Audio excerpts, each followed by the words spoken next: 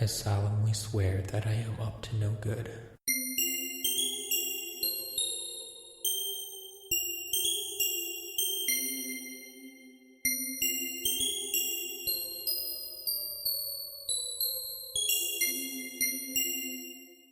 Hey everybody, welcome to episode 40 of Tales from Godric's Hollow, Voldemort's favorite Harry Potter podcast. He told me himself. I am one of your co-hosts. I am the muggle of the show. I am Josh Brown. I am joined this week, as I always am, by the very suspicious, the very curious Professor Matt Sonnenberg. Hi, Matt. Hi, Josh. How we doing? I am doing great. Happy Fantastic Beast Day, my friend. Again? It is for me, because I finally got my package, Matt. Did you? Yeah. That took a while. It Did took you just a while. get it today? Well, no, I got it yesterday. Okay. Here's the thing.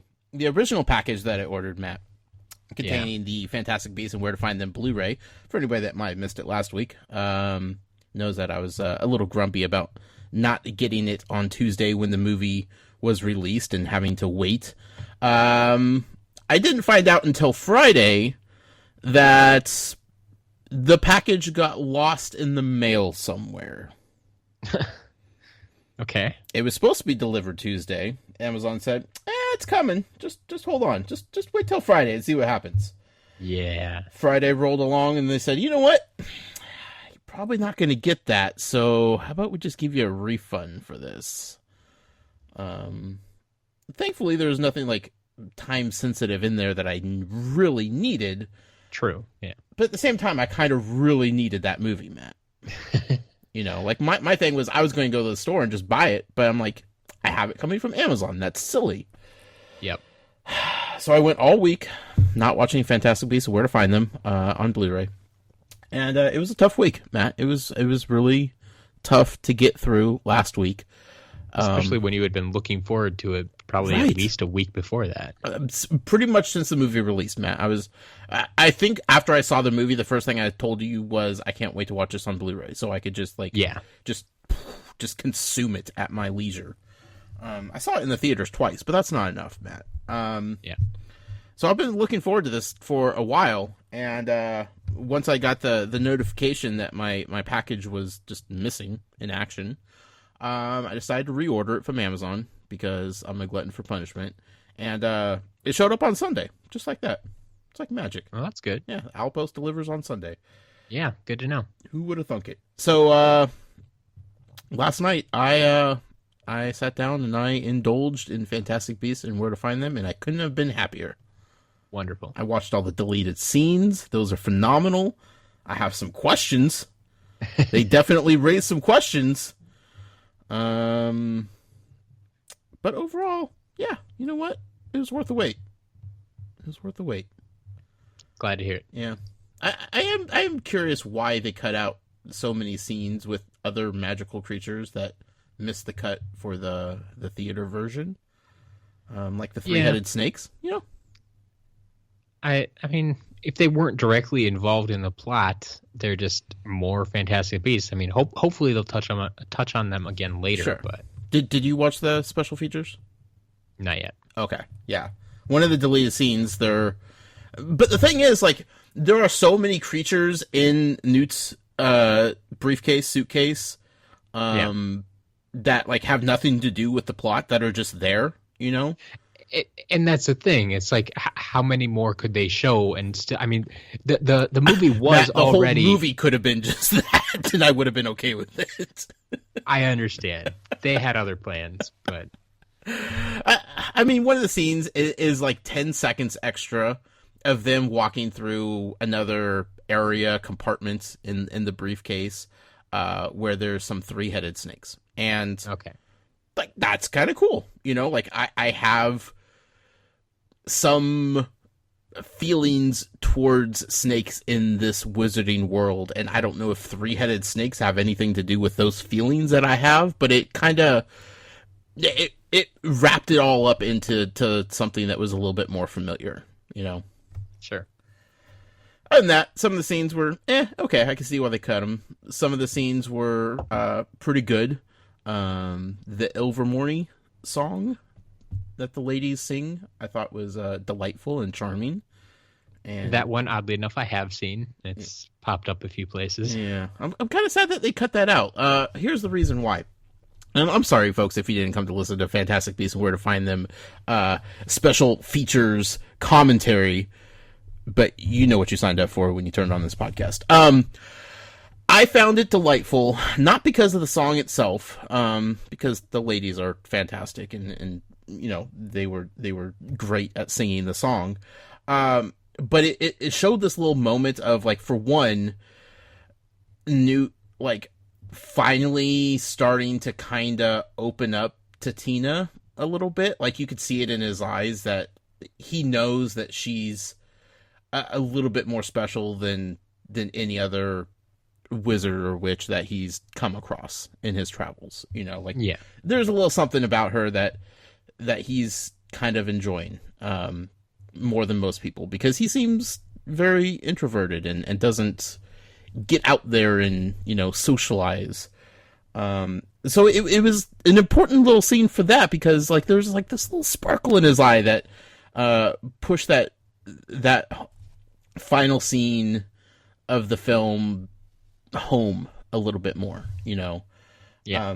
But secondly, like, one of the most beautiful lines of the entire movie, and how they cut it, I will never understand. But, like, Jacob is just sitting there, just dumbfounded. Like, he's just giddy as a little school kid. Like, he's just absolutely in love with Queenie at this point. Like, sure. He's barely known this woman, and he's head over heels.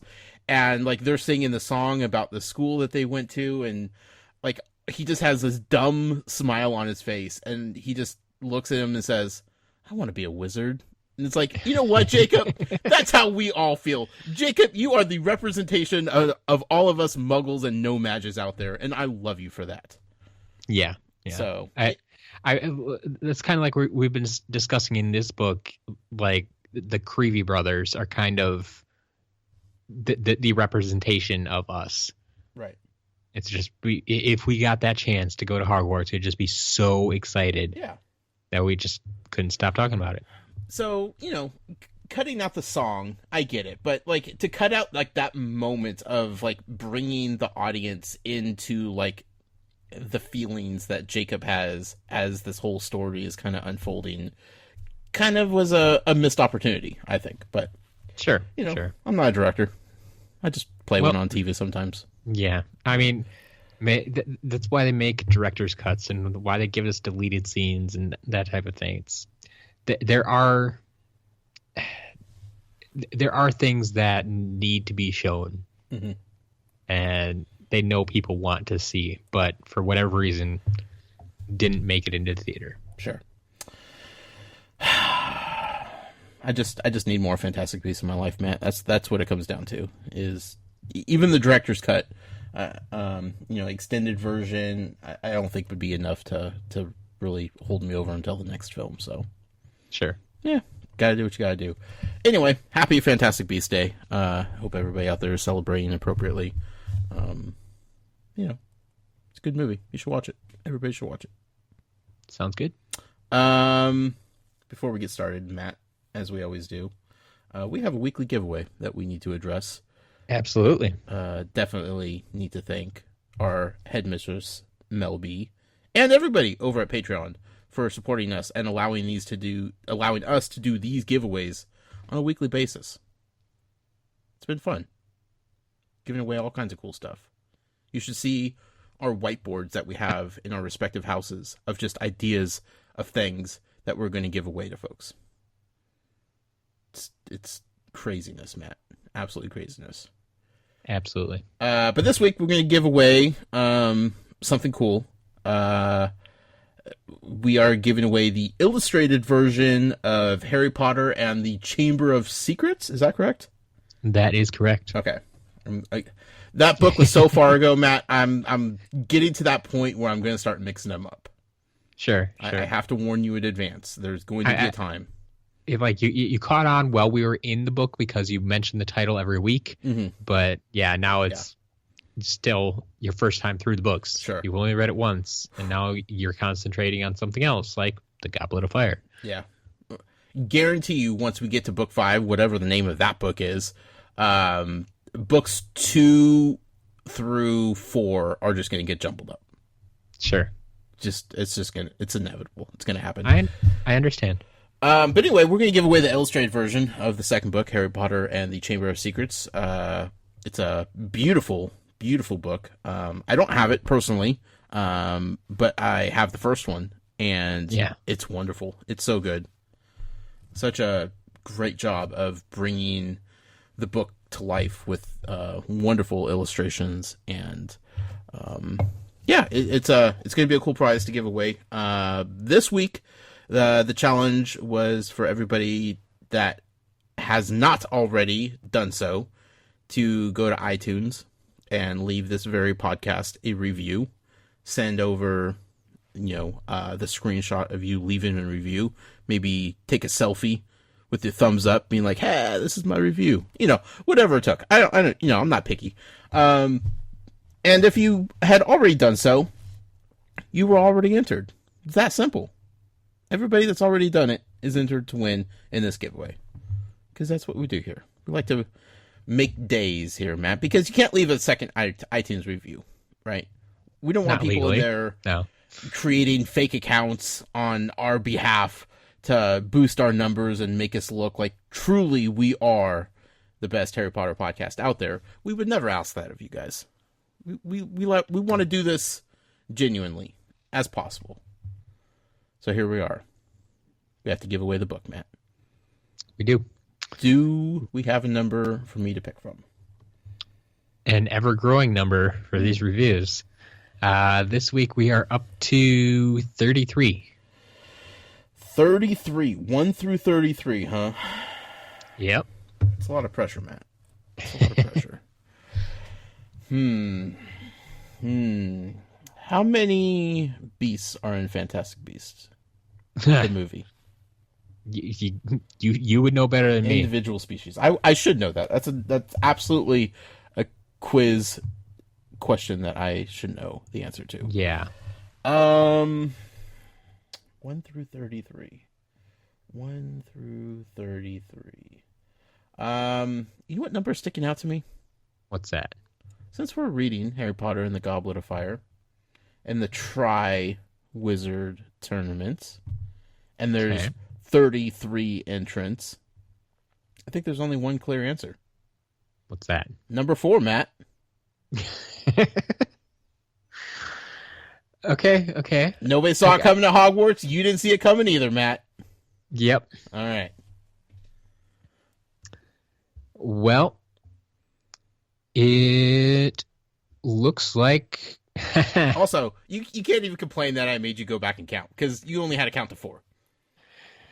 Yep. Unless you're counting backwards, and then that's your problem.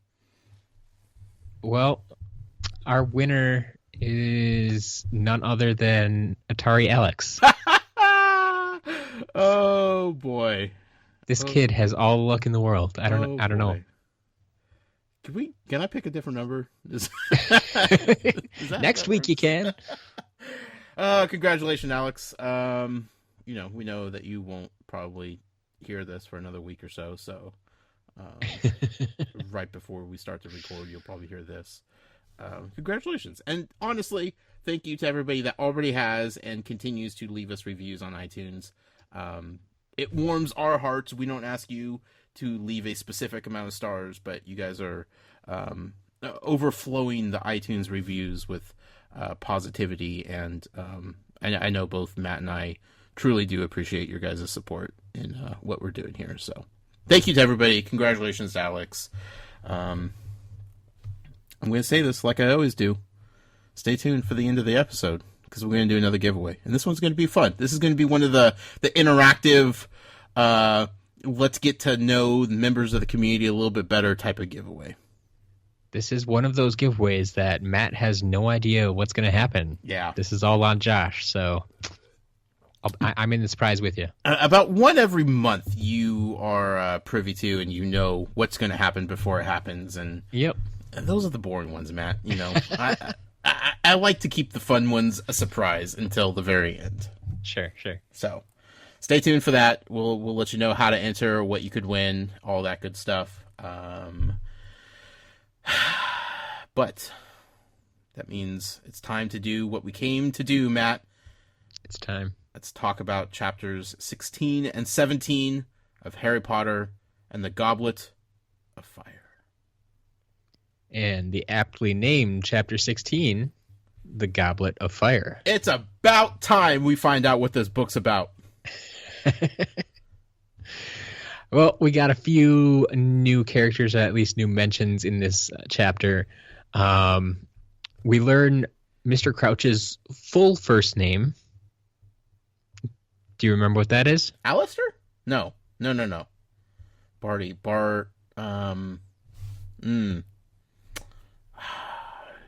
No, I don't remember.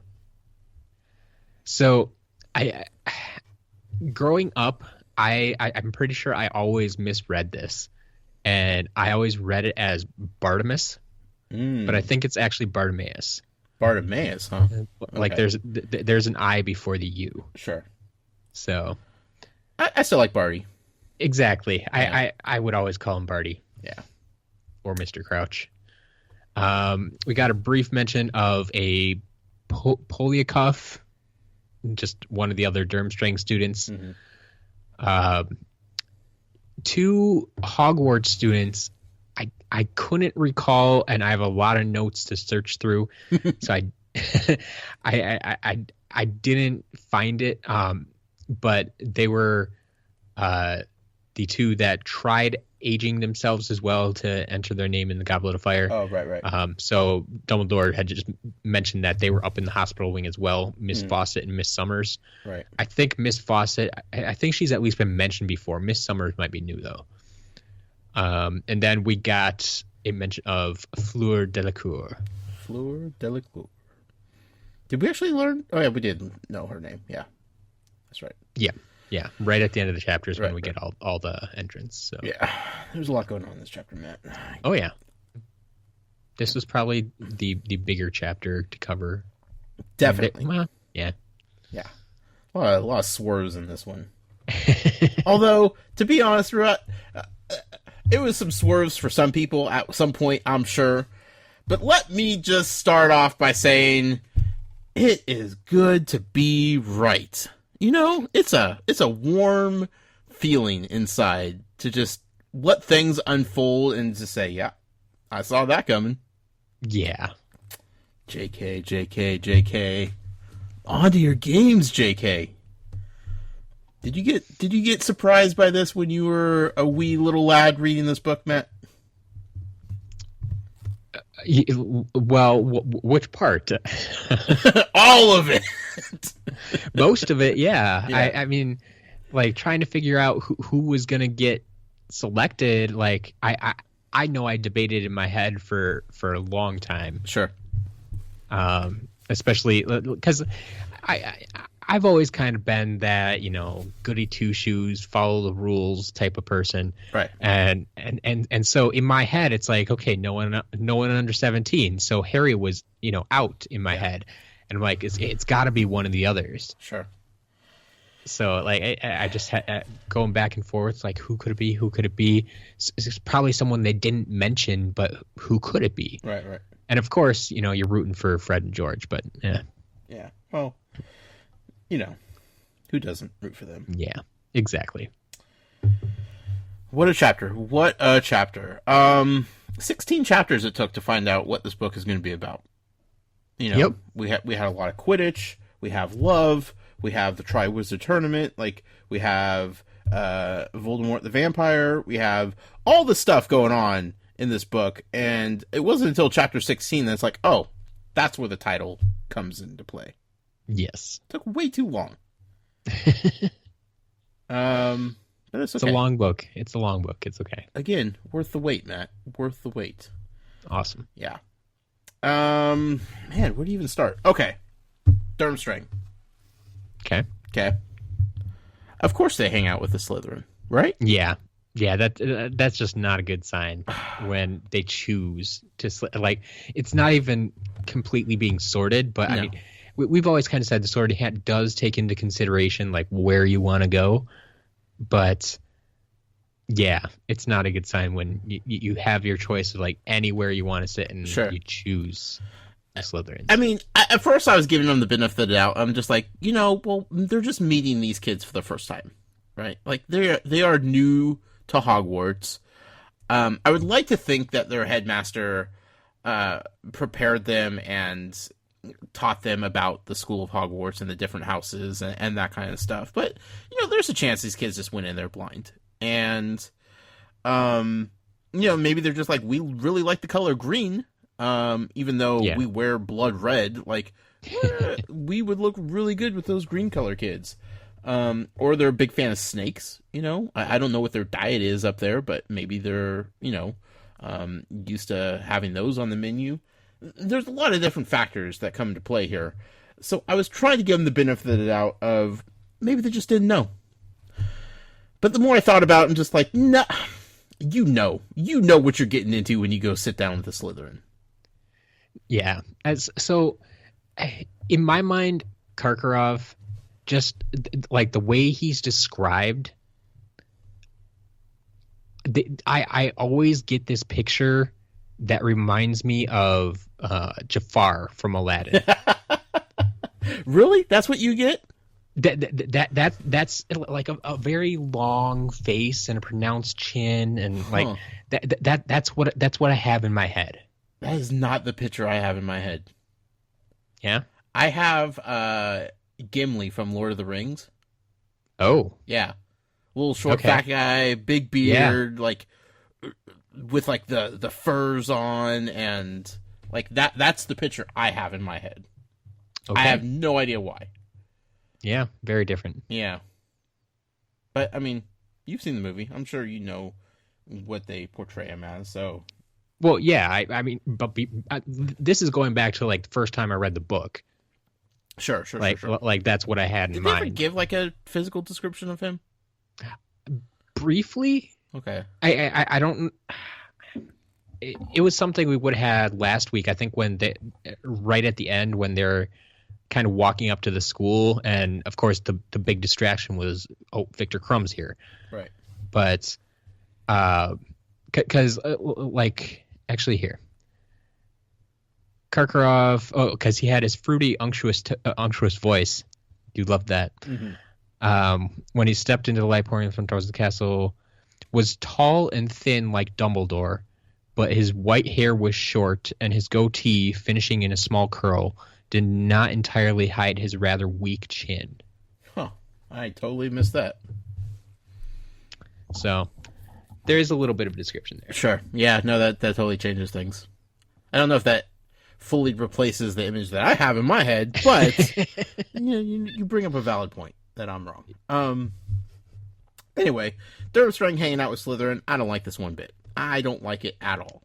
Yeah, definitely cannot. It's not a good start. Not a good start. I can't say I'm surprised because, again, this is the school that actively participates in teaching the dark arts. Yeah, that would make most sense. So, like, their connection to Slytherin runs deep, I would imagine. Yeah, it's not good. Not a good look for him, Yeah. Beauxbatons hanging out with Ravenclaw. That's a bold move. You think so? Well, yeah. I mean, they get pretty much the house to themselves at that point. Oh, Joshua. Man, we had more mention of another school being in Ravenclaw than we actually have of any students actually in Ravenclaw. Only because you refuse to acknowledge them. Cho, we have one student that we know of. And Percy's girlfriend? She was in Ravenclaw. With this, I'm skeptical of anything Percy has his, involvement with. That's all I'm saying. Okay. It's just weird to me that we know. I'm not getting into it. There's a whole nother school taking over Ravenclaw, and we still don't know anybody from Ravenclaw. It's a weird thing, Matt. I don't get it. Okay.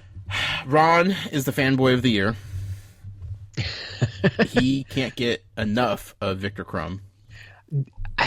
Which really makes it really just gets me. It seems super odd that he didn't know that Crumb was still in school. Well, he does seem like the biggest fanboy. Yes, sure. I would agree. But how on earth would he not know that he was still in school? Well, maybe that's not information that they actively market on the World Cup teams, because, you know, if the other Quidditch players knew that there was a kid, like a 17-year-old kid that's still in school on the team, like, that could, it could be dangerous for him, you know? Like, these grown men that are men and women out there, and, they know that there's a little 17-year-old kid, like, he could get picked on or whatever. So maybe they didn't actively ever talk about ages or the fact that he's still in school. Yeah. You would think that'd be a big deal, though, right? Like, that could also be, like, a very cool thing. Like, hey, this kid is so good. I mean, he's still in school, and he's, the best player we have on our, country's team. It's a fine line, Matt. It's a fine line. But we also know Ron doesn't, do a lot of research at the same time. He's not studious. I would agree. So he just likes him for the Quidditch. He doesn't care what age he is, or that he's still in school. I guess you could say that. Yeah, he hasn't looked into the background so much, but I see what you're saying, though. Like, he should know, but at the same time, we don't know how available that information was in the first place. So, Hermione, she's awfully fiery all of a sudden, isn't she? She definitely has that side to her. Yeah, I think last week I was praising her for the passion that she has, and in this chapter, she's just snapping at everybody. Yep, it's back to Hermione from last book. Unpredictable, wild card. She's mad at Durmstrang. She's mad at Beauxbaton. She's mad at Cedric. She's mad at everybody that's mad at Cedric. She's mad, like, nothing is making her happy at this point. Sure. She's being Hermione. What else could be said, right? Yep. But man, there are some hormones going on at Hogwarts, Matt. Like, these new schools coming all of a sudden has just, like, brought in a whole new light into Hogwarts that, like, has not been there for who knows how long, Well, I like you said, you kind of already felt a little bit of this coming on. Yeah. And the kids are at that point in their life where you start to see that stuff happen. It's just in full bloom now. I mean... then you introduce what in theory are the best of these schools. Right. The best, the cream of the crop. Mm-hmm. And you introduce them, and so now it's all it's the new guy or the new girl, right. And of course everybody's going to be interested. Yeah, I mean, girls are trying to get Victor to autograph stuff with lipstick, and boys can't, including Ron, including Ron. But Ron's a special case, though. There are beautiful girls from Beauxbaton that can't, walk down the aisle without turning every single boy's head as they walk past. And Hermione's just shaking her head at all of it. Yep. She's just so upset. But then, God forbid, you mention how pretty Cedric is. Whew! Don't go there. Don't go there with Hermione. I mean, from what I understand, he's a pretty boy. But yeah, it's just Hogwarts is an interesting scene right now with all these kids. Oh, that's what you get with the Triwizard Tournament. Yeah, This is the reason why they stopped doing them. Not because of deaths, but because there's too much shenanigans and hormones going on with all the kids whenever they tried this. Sure. That's the real reason, Matt. These schools can't handle all these young loves. It's too much. Too much. Okay. Goblet of Fire. We are introduced to the Goblet of Fire. We are. What a weird thing this is, okay? I've seen some crazy things already, right? Yes. Sorting hat. Okay. Sure. I accept it at this point. The Marauders map. Riddle's journal. The invisibility. Like, there's magical items, and then there's beyond magical items, like things that seem to have some sort of mind to their own. Yeah. I mean, that's a good point. Is that I guess something like you're about to say, the invisibility cloak. Mm-hmm. Yes, it has magical properties. Right. But can it do anything on its own? Does it get up and walk around? No. Well, not that we know of. We wouldn't see it if it did. I mean, I guess the same could be said for like the Sorting Hat or the Goblet of Fire. They don't get up and walk around either, but that, I guess that's a bad example. But the Sorting Hat, we see it talking and thinking right on its own and creating writing songs. Yeah. Yeah. And now we get this Goblet of Fire. Right. That is making decisions and magically binding contracts. The point I was trying to make here, Matt, is I shouldn't be surprised by this. I shouldn't.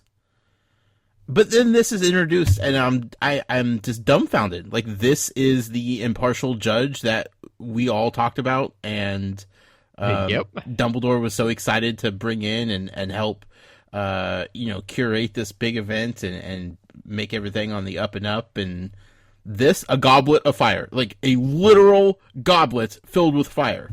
Yes. A rather unremarkable goblet. Yeah, it's not even pretty. There's nothing fancy about it. Just filled with fire. Just filled with fire. That does magical things. Pick names. Well, yeah. Other than not burning up the goblet. Right. Yeah. Because I believe it was described as being wooden. Sure. So it's like, to be full of fire and not burn up. I mean, that's pretty special already, but blue and white flames. That's some hot fire. Yeah. I think we need that to pick our next number for our next giveaway. See what I can do. Okay. I shouldn't be surprised by this kind of stuff. Yet, here it is. Like, this is the impartial judge. This is the thing that's picking the contestants. Okay. Sure. In this world, absolutely. Makes 100% sense. Caught me off guard, though. It's safe to say that you were wrong on that one. I think so, Matt. But you know what? Let's not focus on the negative, and let's just focus on the positive and moving forward past this. I'm a little sad that it didn't have anything to do with dragons. Yeah. We don't know the full scope of the Goblet of Fire at this point, or I don't at least, so I'm holding out hope that maybe there's little baby dragons in there breathing the fire. I don't know. I'm like 99% sure it has nothing to do with dragons, but that fire came from somewhere. It's true. That's all I'm saying. The way this chapter was just setting up, it was painfully obvious that the champions from the other schools we were introduced to already, Crumb and this beautiful blonde girl. Like, it was pretty clear that those were going to be the champions, right? It made sense. Yeah. It would have been weird for JK to go to all the trouble of introducing Victor Crumb, right, and then surprising us with that he's a Durmstrang student, and then following this Ron having this crush on this other girl, and then, oh, by the way, it's Poliakoff is the Durmstrang champion, and Jane Doe is the Beauxbaton. Like that just wouldn't make sense. Yeah. So it's a little bit different at Hogwarts because we've been at Hogwarts for 3.5 years now, and we've gotten to know a bunch of the people. Like the people that are mentioned as they might have put their name in the goblet, people aren't quite sure. Like, we've met them before. They've been named before. Right. Like the Warrington from Slytherin, he was on the Quidditch team. We've met him a couple of times. Yeah. Diggory, he was on the Quidditch team. We've run into him, and then Angelina Johnson too. It's like we know these people. Yeah, there are people that we may not know their ages, but that we are somewhat familiar with that wouldn't shock us if they were selected. Yeah. So yeah, that was up in the air, but it was definitely telegraphed who the other schools' champions were going to be, and I appreciate JK for resisting the urge to do a full swerve on those. Mad-Eye Moody. Yes. No one seems to like old Mad-Eye. He has some beef with everybody, it seems. I'm not Dumbledore. Well, I don't know. That is still iffy to me, Matt. Is it? I think Dumbledore has a respect for him and a need for him, but I don't know. Like, I think that could turn on a dime quickly. I would definitely agree that the list of people who do not care for Mad-Eye is growing. But I think there are a few exceptions. Like we saw, I mean, Dumbledore, first of all, recruited him.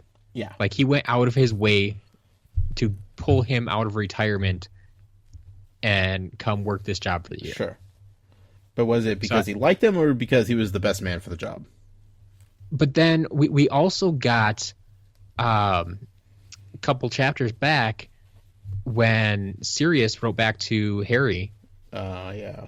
And he mentioned, Mad-Eye's there, or I don't remember what he referred him to as Mad-Eye or Moody or whatever it was, but like he seemed to think that was a good thing. Sure. Because Dumbledore brought him in. Sure.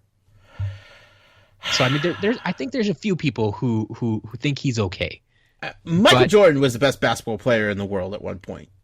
Yeah. No one would deny that, but I don't think many people liked him, especially like players and other players in the league and coaches and people associated. Like, he definitely had an abrasive attitude from all reports about him that rubbed people the wrong way, but nobody would deny that he was the best out there.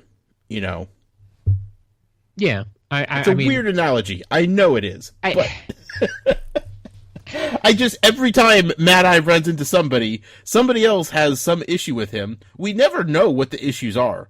Like, well, they're all in the past. It's all we in haven't the past. gotten there yet. Whatever happened with Mad-Eye in his younger days, I don't know if it's one singular thing that everybody is upset about, or if he has just rubbed every single person he's come in contact to the wrong way for different varying reasons, Well, have you ever wondered why he has one eye? Oh, man, I have some questions about Mad-Eye. I mean, like what?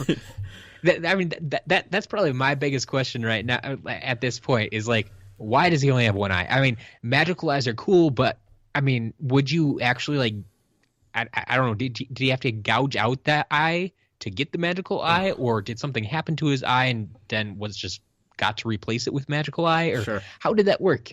Yeah. His clawfoot. What's up with that? Yeah. All of his scars. Like, he has some stories to tell. Absolutely.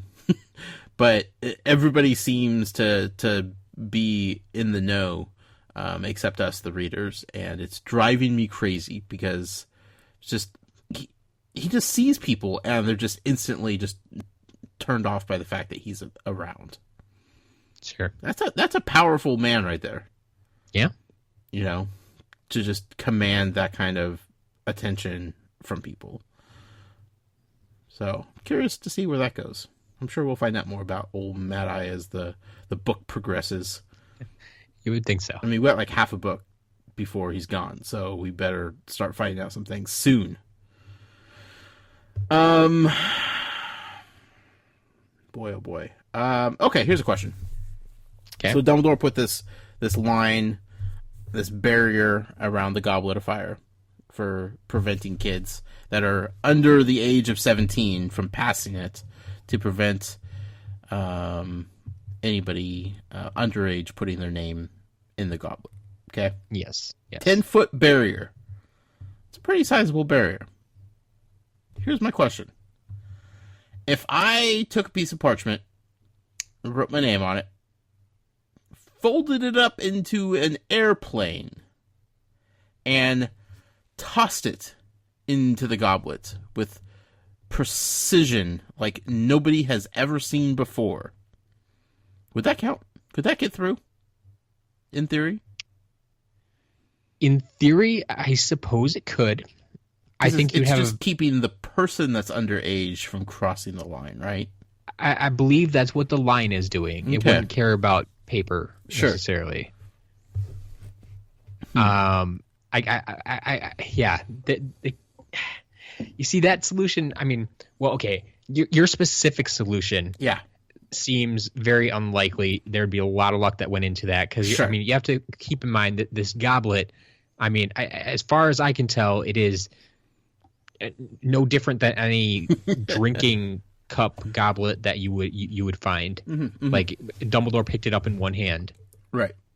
And he drew a line, I believe that was 10 feet away from it in any direction. Yep. So you're trying to throw a piece of paper 10 feet into a small cup. Yeah. Good luck. I agree. But before we found out that Fred and George used a potion, aging potion, which we knew they were probably going to try, right? Yeah. They're going to try something. I was totally picturing them just sitting there in chairs with little pieces of parchment paper, their names written on each little piece of paper, crumbling up into little balls or something, and just tossing them to see if they could get it into the goblet. Sure. Because that's totally something that they would spend all night trying to do. Maybe there was another protection closer to the goblet that Dumbledore didn't tell them about that resisted anything coming in with force. Like it had to be dropped gently into the goblet or something. Yeah. I don't know. I just had this whole just crazy scenario in my head of just Fred and George. You probably sitting back in a chair on just two legs like your mom always told you not to do in your dining room chair. That is not a rocking chair. Chairs have four legs for a reason, Matthew. Or sitting in it backwards, because of the cool kids. Sure. And just spending all night, just tossing it like a carnival game, Yeah. And Lee Jordan's there helping him out because apparently commentating the entire thing. And thus the sport of basketball was right. That was my crazy scenario that I had drawn up in my head, and I think the actual scenario was much more entertaining. Yes. Good laugh for everybody at Hogwarts. Seeing old friend George and big old gray thick beards. Good try though, kids. Good try. Yeah. They almost got it. I just love that Dumbledore basically knew that they were going to try. Oh, 100%. And still just laughed it off. Like he was like standing around the corner just waiting for him. It's like, okay, they're almost to the line. Ha ha, gotcha. I think the better part of the whole thing was like there were two other kids, like you talked about earlier, that had already tried it before Fred and George. Yeah, but they were busy like up in the dorm trying to figure this out and didn't see it. Right. It cracks me up. Like they weren't the first ones to do this. Yep. But the other kids did it in the middle of the night, it seemed. Without the entire school watching. Fred and George, they are just crazy enough to do it in front of the entire school. Well, they're because I think it's because they're confident enough. Yeah. Well, it's like, maybe a little both. Don't Matt. worry.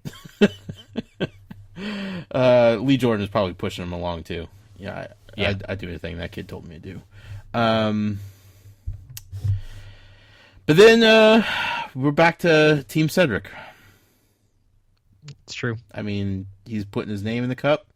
Matt, I have good feelings about Cedric. I've been saying it. I've been saying it. It's time You have. for Hufflepuff to shine. It's Cedric's to win. He's in So it to it would win seem. it. But before we get to like the actual announcement of Cedric being announced as the Hogwarts champion, I would also like to revel in the fact that my boy Hagrid is in love, much like everybody else at Hogwarts.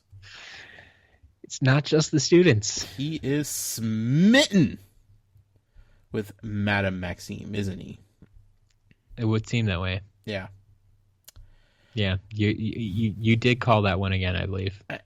I just can't imagine half giants see many other half giants on a regular basis.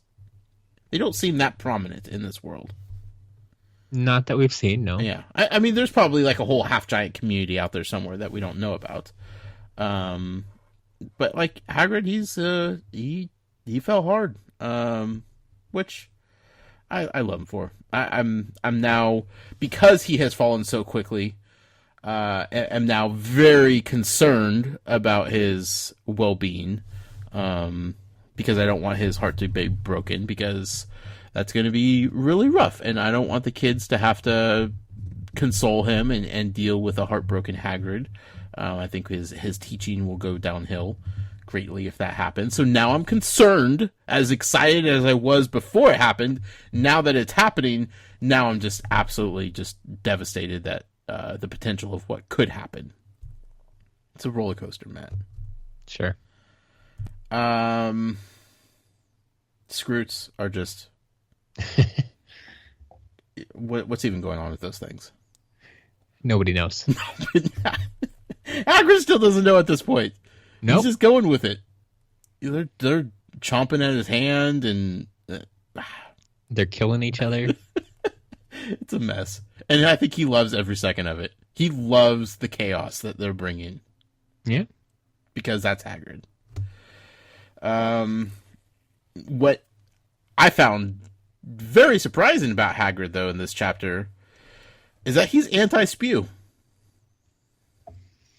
That come as a surprise to you? It did. I when Hermione brought that up, that she hadn't gave Hagrid a spew badge yet, I'm like, oh, Hagrid, he's definitely going to help out Hermione with this. Like, that's what Hermione needs to get this cause rolling, is somebody like a Hagrid. You know, most people don't take Hagrid seriously, so I don't really know what he would be able to do. But like that would give her the confidence of like having the backing of a professor, an adult, somebody who absolutely cares and adores magical creatures. Perfect fit. And Hagrid just shot her down. Yeah. I mean, he's right there with basically what Ron has been trying to tell her the whole time. Is that's what house elves want.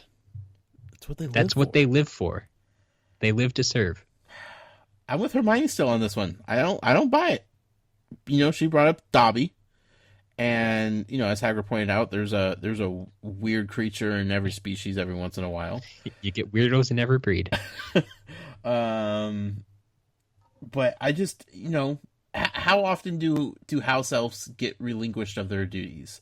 You know, like what's the case study on how they act afterwards? Is Dobby unusual in this circumstance, or is he unusual because he's one of very few to ever be released from his duties? Well, he's definitely not the first. No. But I mean, just from everyone's reaction to Dobby's actions, whether it be house elf or wizard, I get the impression that they think Dobby's kind of gone off the deep end. I mean, Winky for sure thinks that Dobby's just gone crazy. I don't trust Winky. But just the fact that other wizards, whether it be students or professors or people outside of Hogwarts, like, they don't seem to think anything is out of the ordinary for other house elves. I mean, even people who don't have house elves, like, I can understand the people that own house elves to think, oh yeah, that's just their job. They're doing their job. They're under my employment, if you want to call it that. Right. But even wizards that don't have house elves, Sure, seem to agree that that's why they're there. Like that's the what they Weasleys. want to do. Yeah. I see what you're saying, Matt. I just don't know if anybody has really put much effort into learning and following house elves after freedom. You know, here's one thing that keeps getting stuck in my head every time we talk about house elves, and why I'm so firmly on Hermione's side about this. Okay. And this is totally against anything that we know up until this point in the books, but I can't help but reference it in my head. In Fantastic Beasts and Where to Find Them, Matt. Okay. we encounter a couple different house elves. Yeah. One of which is a bartender at a speakeasy. Okay.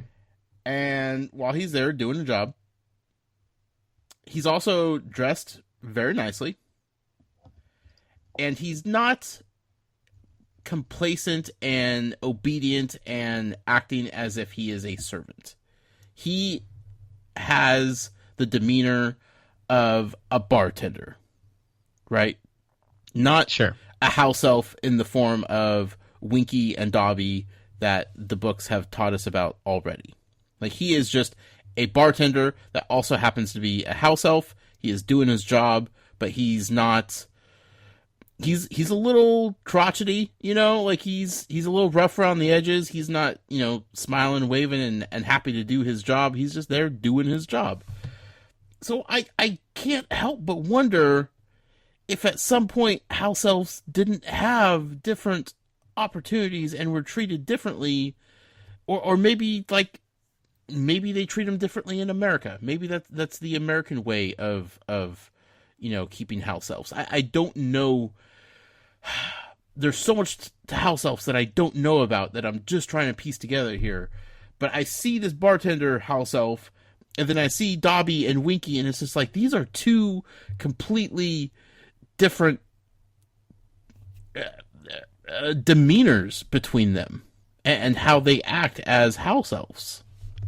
Yeah. I mean, I definitely see where you're coming from. A couple of possibilities. One, I did think of, as you mentioned, the difference between Britain, or perhaps all of Europe, and America. Uh-huh.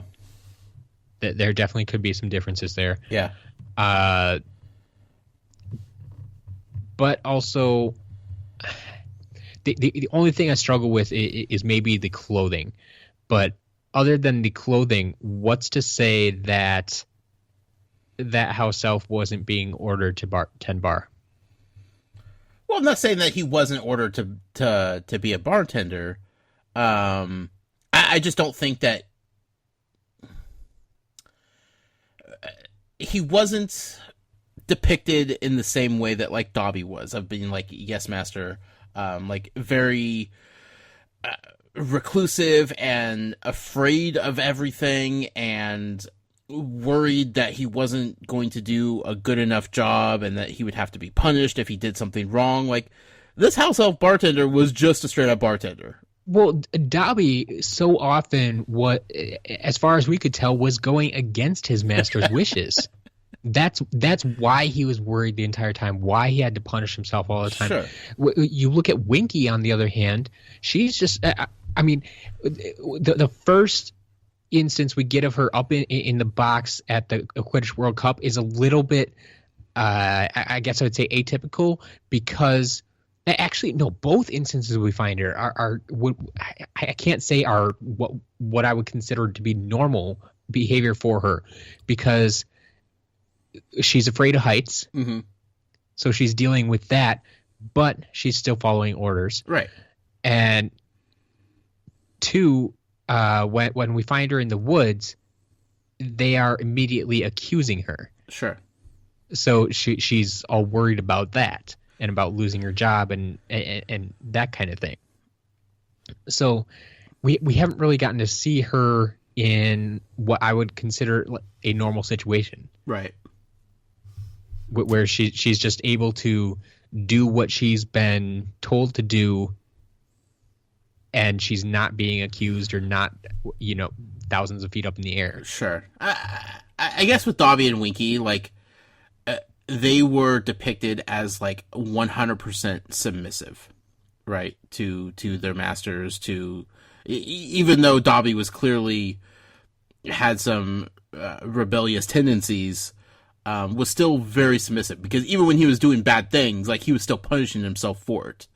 But, like, this bartender in Fantastic Beasts, like, I didn't get, like, there was 100% submissiveness from him. Like, there was a little bit of, I'm a bartender. Like, you're looking at me like you've never seen a house elf. Like, there was a little back talk to him, a little sass to him, where I wouldn't see that from Dobby or Winky at all. They wouldn't stand up for themselves in any way. Like, they would just take the brunt of whatever was coming along. Where this bartender, like, he was like, hey, what are you looking at, bro? Like, I'm a house elf, and what's your point, He had a little bit more confidence in his voice and his demeanor and how he was doing his job. And I think that comes with maybe a little bit more fairer treatment of house elves, either back then or in America, or maybe a combination of both. Long story short, Matt, I'm still pulling for Hermione to make headway on this house elf rights activism that she has going on, because I feel like they could be better. They could be treated better. They could be seen as part of society instead of just lowly creatures that are submissive slaves. Yeah.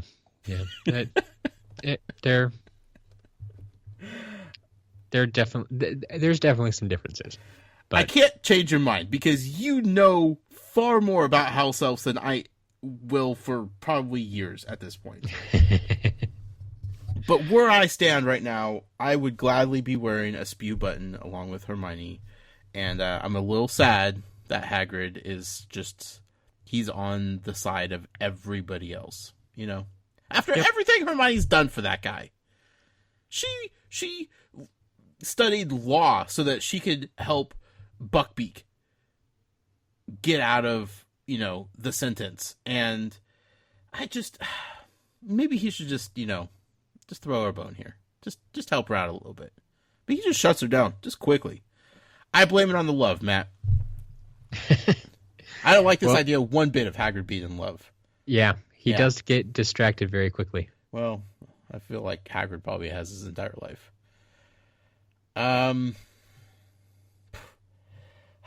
One more little rant, Matt. One more little rant before we celebrate. Okay? All right. It's Halloween in Hogwarts. Yes. It's a great time of year, especially for that castle. I'm fascinated by Halloween at Hogwarts. Yep. I love it. There's a whole bunch of live bats flying around the Great Dining Hall. There's some lit up jack-o'-lanterns around every corner. Looks very spooky. Very, very, very fun atmosphere. Yet here we are, going through another Halloween at Hogwarts, and JK is just like keeping the ghosts out of it. She's just like, you know what? We're not even going to tell any cool stories of Halloween at Hogwarts anymore. There's more important things going on at Halloween. Well, you always say like there's so much going on, and we're introducing so many new characters right now. Like, we're dealing with 2 new schools and all the people they brought along. Yeah, I know it would have killed momentum. Like, it would have been a weird transition to just talk about like what the ghosts are up to in Hogwarts for a chapter. Yep. But like, why couldn't this big feast happen on November 1st? You know, like, Sure. I just want to know more about the ghost, Matt, and this would have been the perfect opportunity. And once again, I don't get nothing. Yeah. Just sad, Matt. That's all. Yeah, you just need a hug from a giant squid. That's true. Let's pick some champions, shall we? All right. Victor Crumb, Victor Crumb, Durmstrang, Fleur Delacour, Beaubaton, and the Hogwarts champion is Cedric Diggory. my man Cedric. He's gonna bring the championship and prestige and honor to the Hufflepuff House of Hogwarts. This is great things, Matt. Great things are happening. I'm so excited. Everybody's losing their mind. Like, they have never been more excited about Cedric than they have at this moment. Like, the applause and cheering was deafening. Dumbledore couldn't even speak. He had to just, like, wait for everybody to calm down before he could talk. It was a glorious celebration of Cedric Diggory. And then something happened. He did. Goblet of Fire decided, you know what? I'm not done yet. No, not done. You call this a Tri-Wizard tournament? Ha! I laugh at your conventional naming of this tournament. Tri-Wizard tournament only works if you have 3 wizards. It's true. Do you call it a Quad Wizard tournament if you add a 4th competitor to the mix? Nah. I mean, it'd probably require changing a bunch of banners and signage and advertisements and all kinds of stuff, right? Yeah. Who would have predicted that the Goblet of Fire would have spat out a 4th name to enter the tournament, and as soon as that goblet started lighting up red and bubbling and popping out things, you knew what I was thinking, Matt. Yep. Harry Potter is in the tournament. You got it. How could that be? He's not 17. He's not. That's crazy talk. How is Harry Potter going to be in this tournament? Let me rewind a couple of weeks. Harry Potter is going to be in this tournament one way or the other. I don't know how it's going to happen, but he's going to be in this tournament. Yep. You got another one. Chalk it up there for you. Again, without knowing how the Goblet of Fire worked, I couldn't have predicted that part of it, right? Yes. So, like, how he was actually going to work his way into this thing, no chance in the world that I was going to come up with that scenario. I mean, you still don't really know how he got in. Oh, don't I? Do you? Oh, we'll talk about that next chapter, Matt. Okay. Because I got some theories on how this happened. We like theories. But I'm just saying, at this moment, Harry Potter's in the tournament. And as much as you tried to convince me that that was just a silly way of thinking, I stuck to my guns. I didn't back down. I mean, you did also play Cedric in the tournament. Right? I'm pretty sure. Yeah. So you had 2 Hogwarts champions, which was weird. It was weird. It was a weird thing to say. Yeah, here we are. Here we are. And there goes Cedric's chance of winning this whole thing. Sorry, Cedric. As much as I want you to bring it home for Hufflepuff, Harry Potter's now in this, and I don't trust Cedric's ability to overcome Harry Potter a second time. Sure. You know, it took some tomfoolery the first time around. Not to say there's not going to be tomfoolery this time around, because there probably is going to be. Let's be real. It wouldn't be a book if there wasn't. Yeah, I don't trust Cedric's chances of winning at all now with our boy Harry Potter in the mix. But we shall see. We have 4 champions. That leads us to Chapter 17, Matt. Chapter 17, 4 champions. Once again, very aptly named. Mm-hmm. Two brief mentions of characters. We learn Mad-Eye Moody's real first name. Alistair. Yes, Alistair. Okay. Harry kind of acts out for us. It's like, oh, yeah, I guess Mad-Eye can't really be his first. Well, most likely isn't his real first name. Mm-hmm. But you don't think about that. It's like everybody just calls him Mad-Eye Moody, Mad-Eye Moody. Like, I think even back when we first got mention of him, like, I think Arthur Weasley might have even referred to him as Mad-Eye. Right. That's just what everybody calls him. Yeah. So, and then we got Violet. You catch this one? Yes, she's the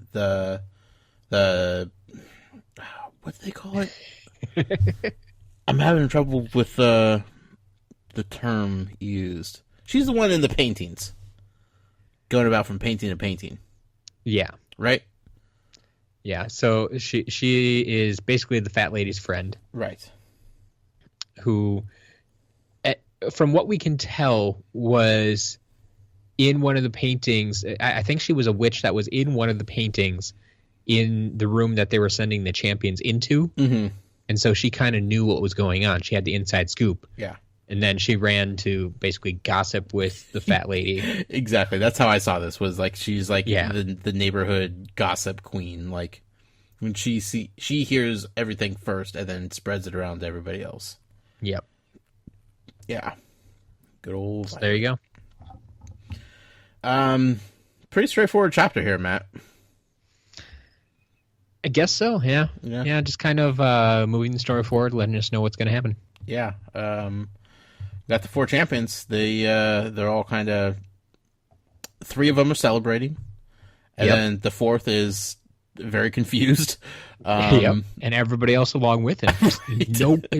Nobody knows how to react at this point. The other champions don't know. Harry doesn't know. The professors don't know. Like, this has never happened before. The students in the dining hall don't know what to do. Yeah. Here's the thing, and I picked up on this, and maybe I'm reading a little bit too much into it. Why would I ever do that? Dumbledore doesn't seem all that surprised by this. Yeah. And I don't know if he's just like really good at like keeping it all together and being like the level-headed person in very stressful and confusing situations. But he kind of just rolled with it as if, that's the way it is. You know, like that's kind of Dumbledore's MO all the time of whatever happens, happens. Yeah. But how surprised and shocked everybody else was for him to not be was intriguing.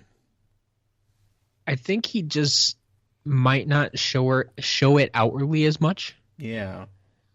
Because it's one of those things where, like you said, it happened. There's nothing we can do about it now. And while the other professors probably know that, the other professors, and in particular the other headmasters, they probably know that. They should know exactly what the Goblet of Fire is and how it works. Mm. So they should know that, there's nothing we can do about it now. But I guess it just it's unfortunate that it's kind of in Dumbledore's favor. Right. Yeah. Well, like and everybody should know how it works, yes, but at the same time, this doesn't seem like it's ever been something that's happened before. No, but Dumbledore, like you said, he's that very level-headed. Yeah. And it's like, okay, it happened. We can't do anything to change it now. So where do we go from here? Like he's trying to move on to the next step. It's like, yeah, okay, it happened. It sucks, but we can't do anything about it. What do you want me to do? Like it doesn't work that way. You know that. And I think that's the thing that I don't think was really made very clear in the writing was. Well, you see, I think that's what's interesting in the writing is that one, yes, that isn't made clear. Yeah. But maybe. Two, Dumbledore seems to agree that he could have made a mistake. I think he was just trying to calm people down. Yes, he doesn't want to incite any more anger, but I think it's very odd that he would even allow that as an option. We all know Dumbledore doesn't make mistakes like that. Yeah, but he's not the one to be like, no, I never make mistakes. He's too humble for that. Exactly. Humble. Yeah. But it's like it feels like there almost needs to be a better solution than just admitting that maybe you made a mistake. Sure, but maybe he's probably trying to process it all also and trying to figure out what happened and how it happened and why it happened. And in the meantime, I'll say that maybe I made a mistake somehow and see if that smooths it over for, a few seconds until I can keep thinking about it. Or does he know what happened? I don't know. Does he, Matt? And he's just letting them think he made a mistake. Well, here's my other question. Is why this Goblet of Fire is so binding to its decision. Like why is it so powerful that they can't collectively change the outcome? I don't think that was really fully described very well as to what about this thing, this object, makes it so it can't be any other way. Why is the name of the house that the Sorting Hat shouts out for everyone to hear so binding? I don't know. That's a good question. No one's ever challenged it. I mean, as far as we know in the reading, Yeah. So, I don't know.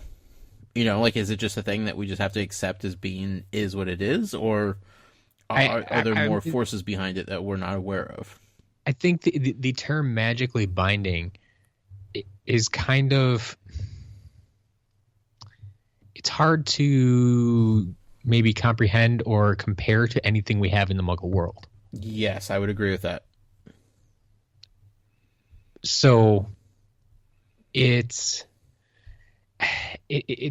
hard to, because it's so hard to describe or compare it to anything. I don't think I can give you an explanation. Oh yeah, no, I'm not looking at sense. Yeah, I'm not looking for that explanation from you. But I guess when reading it, I did have a hard time of just accepting it as it is. Basically, I think what it comes down to is anything that they would try to change that contract or like if Harry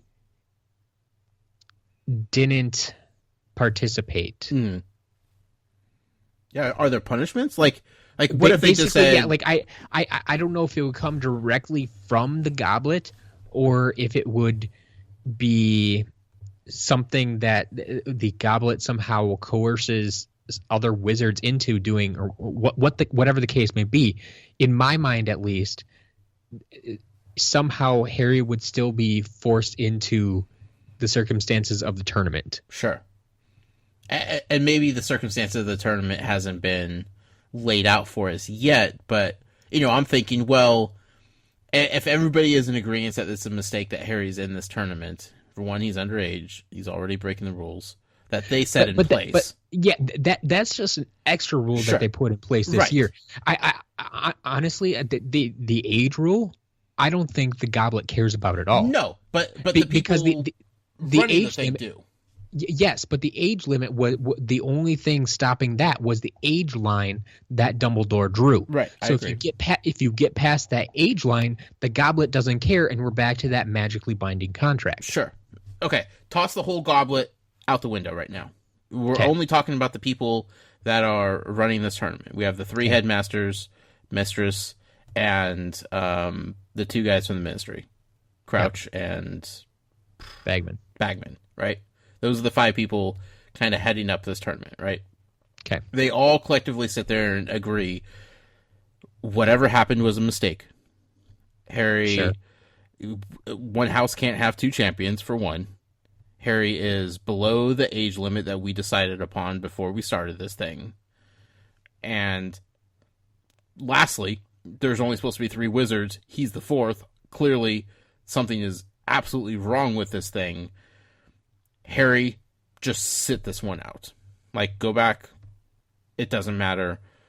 Whatever happened, we're sorry that you got mixed up in this, but you don't have to participate in the tournament. Like, would there be punishments that I'm not aware of? Maybe you can't answer this yet, of like, if Harry just doesn't participate in the tournament and they just keep it the 3 selected champions that everybody kind of agrees upon, would there be any harm in that to Harry, to the school, to the tournament itself, to everybody? Like, is that a possibility, or is that magical force that I can't fully wrap my head around at this moment preventing something like that from happening in the first place?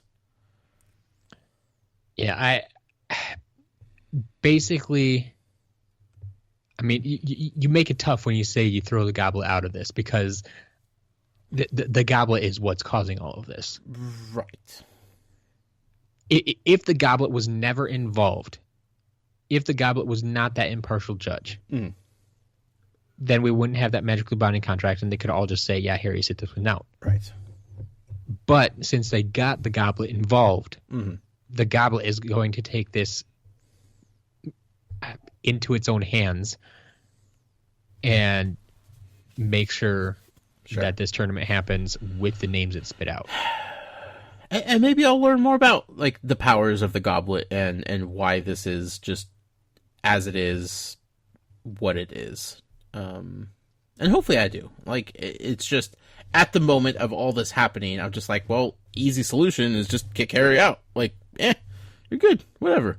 But obviously, because of that goblet and the magically binding contract, like, there is some force that is preventing the easy solution from just happening.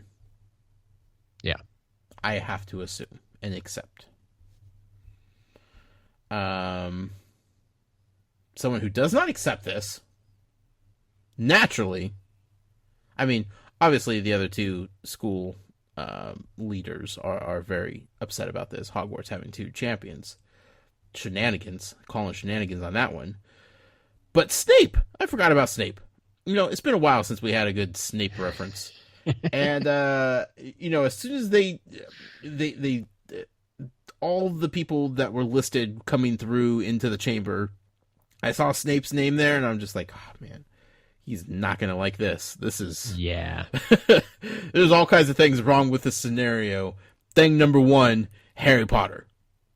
You know? Like... that... Once again, every time, like, Maxime and Karkaroff blaming Dumbledore makes total sense. Yeah. But Snape steps in the room, and it's like, no, it's Potter. Right. It's Potter. Yeah. Yeah, like, he's at it again, every time. It's Harry Potter. Harry Potter, he did it. He did it. And Dumbledore just has to shut him down again. He's like, look, this is why you're not Defense Against Dark Arts teacher, because you keep doing this stuff. Right? Yeah. Like, just be good for 1 year. That's all I'm asking you. And the job's yours next year, because it's going to be open. Snape is a character for sure. Absolutely. Mad-Eye Moody is also a character. Yes. And he comes strolling into this conversation. And he just lets everybody have it. Like, he's just like, look, this is it. Deal with it, you know? Like, he's not gonna... And he's the crazy one of the bunch. Yeah. And they pointed out, like, he is the conspiracy theorist in this whole thing. And he is like the most level-headed person in this room at this point. Like, even Dumbledore, who is the epitome of level-headedness, is even going as far as to, like, accept blame for making mistakes for whatever reasons. Like, that's, like you pointed out, so anti-Dumbledore. Yeah. And Mad-Eye, he's just in there just laying truth bombs for everybody. Like, just... this guy, man, I want to know what his deal is. I'm fascinated by him. Yeah, as we've heard from a couple people, Mad Eye Moody is one of their favorites. Mm-hmm. And like you said, he's probably only here for a year, so. Yeah. At least in the teacher position. I mean, yeah. I'm not saying he's going to leave Hogwarts. He could stick around and do other things, probably. But in that professor position, he's one and done. I do like that Moody kind of steps in. Like you said, he's level-headed, but he's also, in my opinion, the only one looking at the big picture. Right. The big picture being someone is trying to kill Harry Potter. Basically. That I mean, yeah, he's a conspiracy theorist, so of course he would think that. But as far as we've seen in these books, that's probably not too far from the truth. Sure. That seems to make the most sense. Right. From what we've seen so far. Yeah. But it's just amazing how so many of them just get caught up in the tournament, and it's like, well, you can't have two champions. They don't care at all about what happens to Harry. No, not at all. And here's the thing with Mad Eye just laying this plot device down just thick and heavy, and then them kind of running it to the ground at the end of the chapter of like somebody's trying to kill Harry Potter. Like, this is, in my head I'm thinking, okay, this is a trap. Like, obviously somebody's setting him up. Like, this is a plot. This is obviously Voldy is in charge of this whole thing in some way, shape, or form, getting him to be in this tournament so he could sabotage it and kill him and finally extract his revenge and all that. And as I'm thinking this, the characters start laying out this plot, like, just right in front of everybody. And suddenly, it feels like JK is trying to get me. It's almost too obvious and too straightforward at this point for me to really believe it. It feels like you've been here before. It feels like I've been here before. Now, if she could pull the old double swerve on me and get me to think other things and then still go back to the original thing and make me feel dumb for abandoning my idea in the first place, that's not beyond her. But it just feels like they're laying it out in such obvious fashion that I can't feel comfortable at the end of this chapter being that this is what it is. So what's your current theory? Well, up until the end of the chapter, here's what I had, right? Okay, bear with me. Yep. Voldemort, he's been plotting something for several months now, as far as we know, out there in sure wherever. Albania, hanging out with the vampires. As far as we know. Yeah. Hanging out at his old childhood home, doing weird things with Wormtail. He's plotting and scheming, we know, to get Harry Potter. That's his one motivation in life, is to finally destroy the legendary Harry Potter. That's all he wants to do. Whatever casualties come with that is minor sacrifices as long as he gets the job done. So we know he's been up to something. This Triwizard Tournament thing seems like a pretty good vehicle for him to implement some sort of plot to kill Harry, to get him, if you will. Now, how would Voldemort influence this tournament to get Harry into the tournament when he shouldn't be in the first place? Two working theories here. Okay. Both of which may actually overlap in some weird ways. But Crouch is reintroduced to the picture. I don't trust this guy, Matt. I really don't trust him at all. There was no mention of him bringing Winky along on this trip to Hogwarts. True. However, I don't think he would just leave Winky at home. Like, he probably travels with Winky. She probably comes along to do things for him, to help him out. It's not out of the realm of possibility. I don't know how old house elves are. Yeah. But Winky could theoretically be older than 17 years old. She would blend in nicely with the rest of the Hogwarts house elves, nobody would think the wiser of Winky the house elf roaming Hogwarts at night. And she could slip Harry Potter's name in the cup on the command of Crouch, who I think is a bad dude. Now, What's his beef with Harry Potter? I don't know. Is he affiliated with Voldemort in some way? I don't know. I just know that something is off with that cat, and I don't trust him as far as I could throw him. But I can't connect dots as far as why he would want Harry Potter dead. I can't do that. Or why he would want him in this tournament. Do we know that this? I mean, we know the tournament has caused casualties in the past, so we know it's a dangerous thing. Could it be influence to actually kill somebody during the tournament if they so chose? It's possible. So maybe getting him into this tournament would create that vulnerability that would be easy for somebody to take advantage of him. So maybe that's the whole thing. Second theory along this same line is Wormtail, right? Old Peter Pettigrew, he's working for Voldemort. We know that for a fact. They're actively engaging in conversations, plotting and scheming and doing mischievous, evil things. At least in Harry Potter's dreams, yes. Right. Well, yeah, that's true. I guess we don't even know it actually was happening now that you mention it. I like to think so, though. They wouldn't have devoted an entire chapter to just a dream. But you never know. You never know. I don't know. So maybe it wasn't happening. Here's the thing, though.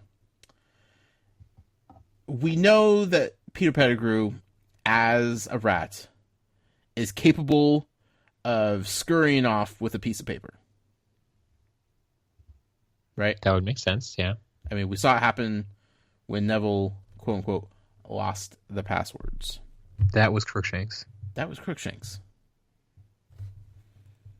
That was Crookshanks. Never mind. Okay. Scratch that whole beginning to that whole thing. He's a rat. He could theoretically carry a little piece of paper. Yes, I'm still on board with that. Yeah. Okay.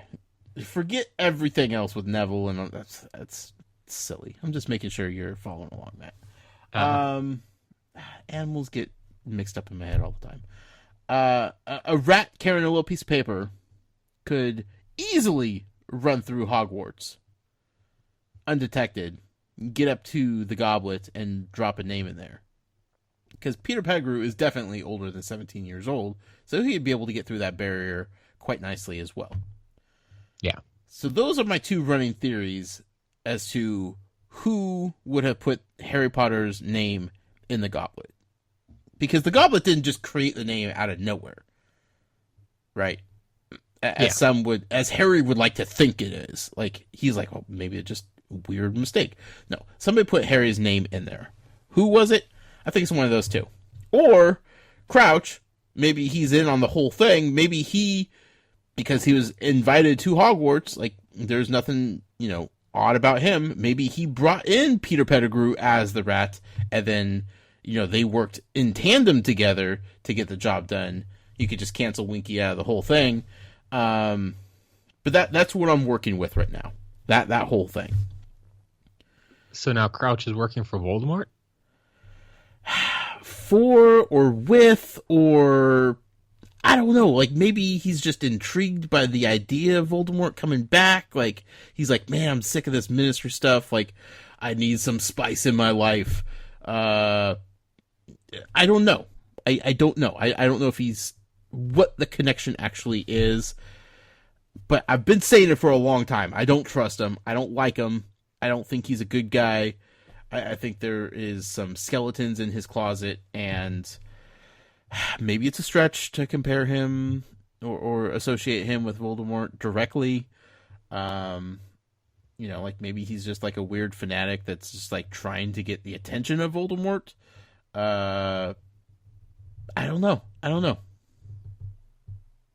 That's where I'm at with it. All right. So, regardless, I don't think it was. I don't think it was a kid at Hogwarts. That's too above and beyond for me to rationally think. I mean, Malfoy is like a wild card, especially his father. You know, I don't know. I was gonna say that Malfoys have always kind of been anti-Potter. They have, but They lost their house elf because of Potter. yeah, that's true. But I mean, just before that, they were always. I would still say they were anti-Potter, but then I'm just saying that they did have a direct connection. There was something Harry Potter did directly affected them negatively. yeah, they seem this more like very emotional when it comes to their reactions. Like, I don't know if they are capable of like sitting back and plotting and planning and brooding over something. Like, something happens and they just react to it. You know, like, I don't know if they would be able to play the long game with Harry Potter.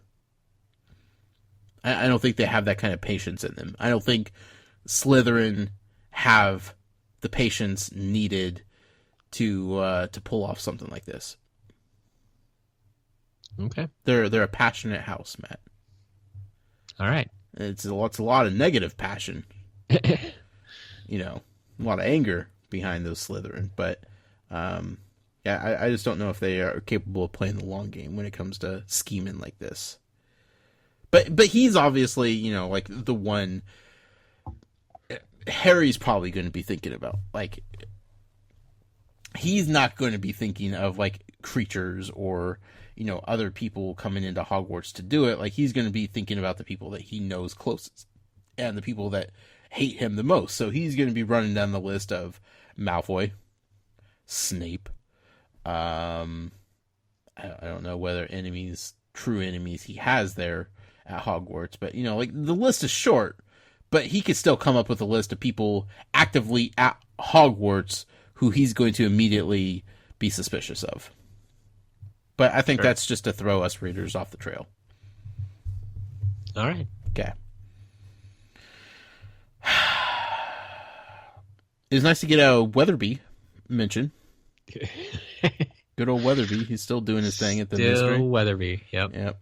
Young Weatherby. He's an eager young fellow, as they say. Yep. He's never going to get his name right, is he? Doubtful. Poor Percy. He doesn't even care. He doesn't even care at all. That's the glorious thing about the whole thing. He's so oblivious and uncaring about the whole thing.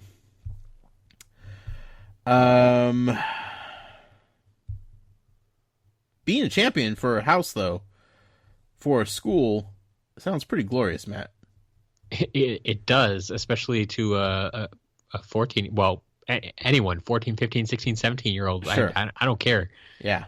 Yeah, it would sound pretty luxurious. Just one butterbeer after another, all the snacks and partying you could get your hands on. Like, it sounded like a lot of fun there in that Gryffindor common area. Yeah. That was... it was unfortunate that Harry wasn't able to enjoy it, because I think that's something that he would have totally been into if the circumstances were different. But yeah, it was a party. I like hearing about it. I want to know what the Hufflepuff party was like. Yeah, we don't get to go inside that common room. I just know there's marble going down, Matt. That's fancy. That's Hufflepuff. We know a thing or two about fancy, apparently. I did not like how this chapter ended. Yeah, it has a rough ending. It was clear that Ron was going to be weird about the whole thing. I just didn't know it was going to be that awkward between the two. And I don't like it ending with them at the end of the night not on speaking terms and Ron feeling betrayed by Harry. He's not even like mad that like Harry got this, or he's not confused and trying to figure it out with Harry because Harry's clearly confused by it. Like, Ron honestly feels betrayed by Harry, and I think that is what hurts the most. Yeah. And to be perfectly honest, I love how this is written. As much as I hate the ending, I love how it's written. Because when I was 14, I would not have been able to handle the situation from either of their perspectives. Right. I'd be right in the same place they were, and the fact that you're forced to sleep in the same room with each other just wouldn't help things at all. Mm-hmm. It's like, yeah, you're going to be seeing each other throughout the day, throughout the night, and it's just not a good. It's one of the situations you really need to sit down and talk out, and requires a lot of trust too. Right. But that's not something a lot of 14-year-olds are good at. Absolutely. Yeah. It was rough, though. I didn't like reading that. Yeah.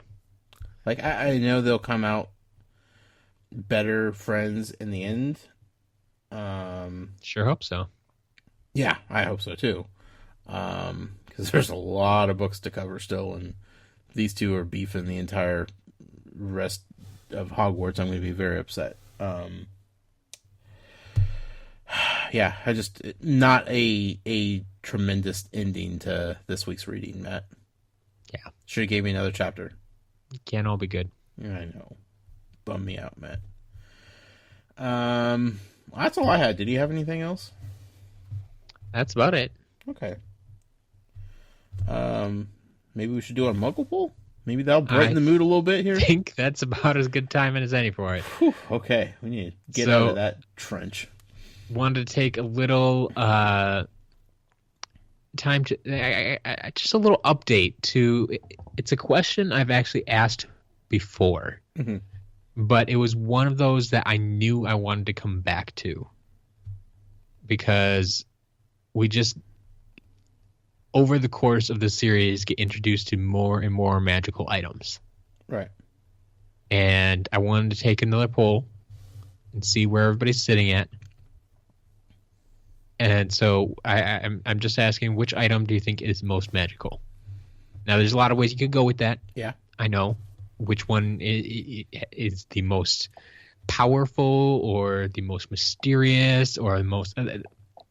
That's why I kind of left it open for you. But which item do you think is the most magical? So this week's choices were the Sorting Hat, the Sword of Gryffindor, Tom Riddle's Diary, or the newly introduced Goblet of Fire. A lot of good choices. My line of thinking is Tom Riddle's Diary is only magical because of Tom Riddle, I feel like. Okay. So I don't think, like, on its own, it was incredibly magical. There was other forces creating that magic to happen within it. Okay. Sword of Gryffindor. I don't remember what that is. It's a sword that, as far as we know, belonged to Godric Gryffindor, house founder, and it normally sits in Dumbledore's office, but then appeared to Harry in the Sorting Hat when he was fighting the Basilisk. Oh, right. Okay. Yeah, I don't... no. Not feeling that one. Goblet of Fire. I have some questions about the Goblet of Fire. Sure. It seems like it's easy to tamper with. And that alone makes me cautious to say it's the most magical of the items that you have listed. So, for me personally, I had to go with the Sorting Hat because anything that takes an entire year to just sit there and come up with a new song to entertain a new group of kids is possibly the most magical thing in the world. All right. Yeah. Well, the audience would agree with you. 46% for the Sorting Hat. I like it. There you go. And oddly enough, well, maybe not oddly enough, the Goblet of Fire down at the bottom at 9%. See? People know. It's not tamper-proof, Matt. All right. Yeah. That's fun, though. I like it.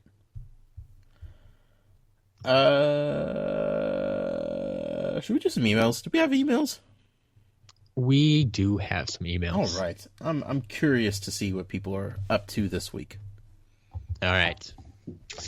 First email this week. Actually, was that the first email? Yes, it is. Okay. First email comes from Joe. Hi, Joe. Says, hey guys, all this talk last week about how all the girls were gushing over Lockhart made me think of something. Do you think Lockhart is a Vila? Or whatever the male equivalent to a Vila would be? I think I can make a good case for it if I had to. Any thoughts? I like where he's going with it. Because surface level, he evokes the same reactions from women as the Vilas do from men, right? Sure. Yeah. Here's where it gets complicated, though.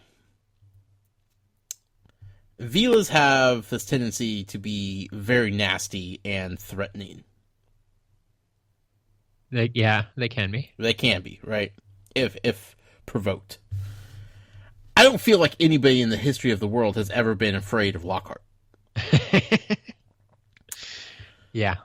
So I think that's where the comparisons draw a little bit short. Sure. But yes, I see where he's going with it. Yeah. He's like half Vila. There you go. Yeah. There's something to be said about how Dumbledore said that he wanted to give a little more explanation about the tournament and the task before they brought in the casket. Casket? What is he going to do? Bring out the last person that died in the tournament? I totally saw this as a ploy by Dumbledore to try to scare the kids. I feel like Dumbledore has a weird yet great sense of humor and would totally think it was funny scaring the kids this way. Yeah. I did think that was an odd term to use. Mm-hmm. Obviously, there are multiple kind of meanings to casket. Sure. Like, obviously, yeah, that's the first thing that crossed my mind. Right. Casket, like coffin. But very deliberate use of words. Yeah, I think it was done purposely. Yeah. But you can, I believe you can also have like a casket of wine. If I'm not, or no, that's just cask, isn't it? Yeah. Okay. See, my thought was like, we're going to bring in an empty casket of for the first person to die in this tournament because you guys are signing up for pretty much, death at this point. So here you go. Here's what you will be laid to rest in. Yeah.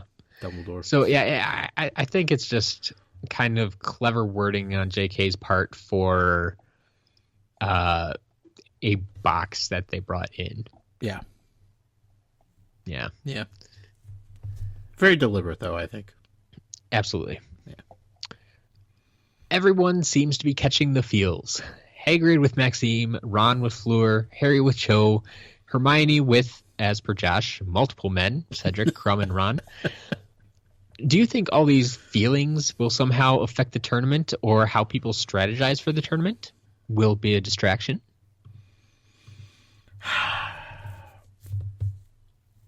Yes and no. Okay. Yeah. Would you like to elaborate on either of those? Well, it gets tricky. I think there are more subplots than I don't know. I don't know. At this point, I can't tell you. It could go either way. All right. I think there are underlying subplots with all this stuff, but some of it could boil up to the surface and create some problems with the main storyline as well. We got a lot of book left. We'll let you think about that. Yeah, definitely. So I would have liked to have heard Hagrid's initial reaction to Hermione asking him to join Spew. Certainly, she respects Hagrid's opinion enough to listen to him, right? Mm-hmm. Definitely. Yeah, that's the one thing. Like we kind of get a recap of his reaction, right? But we don't get the actual interaction. Yeah, it's kind of weird, but yeah. Also, he would like to know more about how the Goblet of Fire works. Like, is it something that could have been tricked or given a name that was not an actual person, given a name that was not the actual person giving it? Or could the goblet work more by fate? Could the goblet know that Harry is going to be a great wizard someday, and this tournament could be a stepping stone for him to achieve that, and therefore spit out his name? I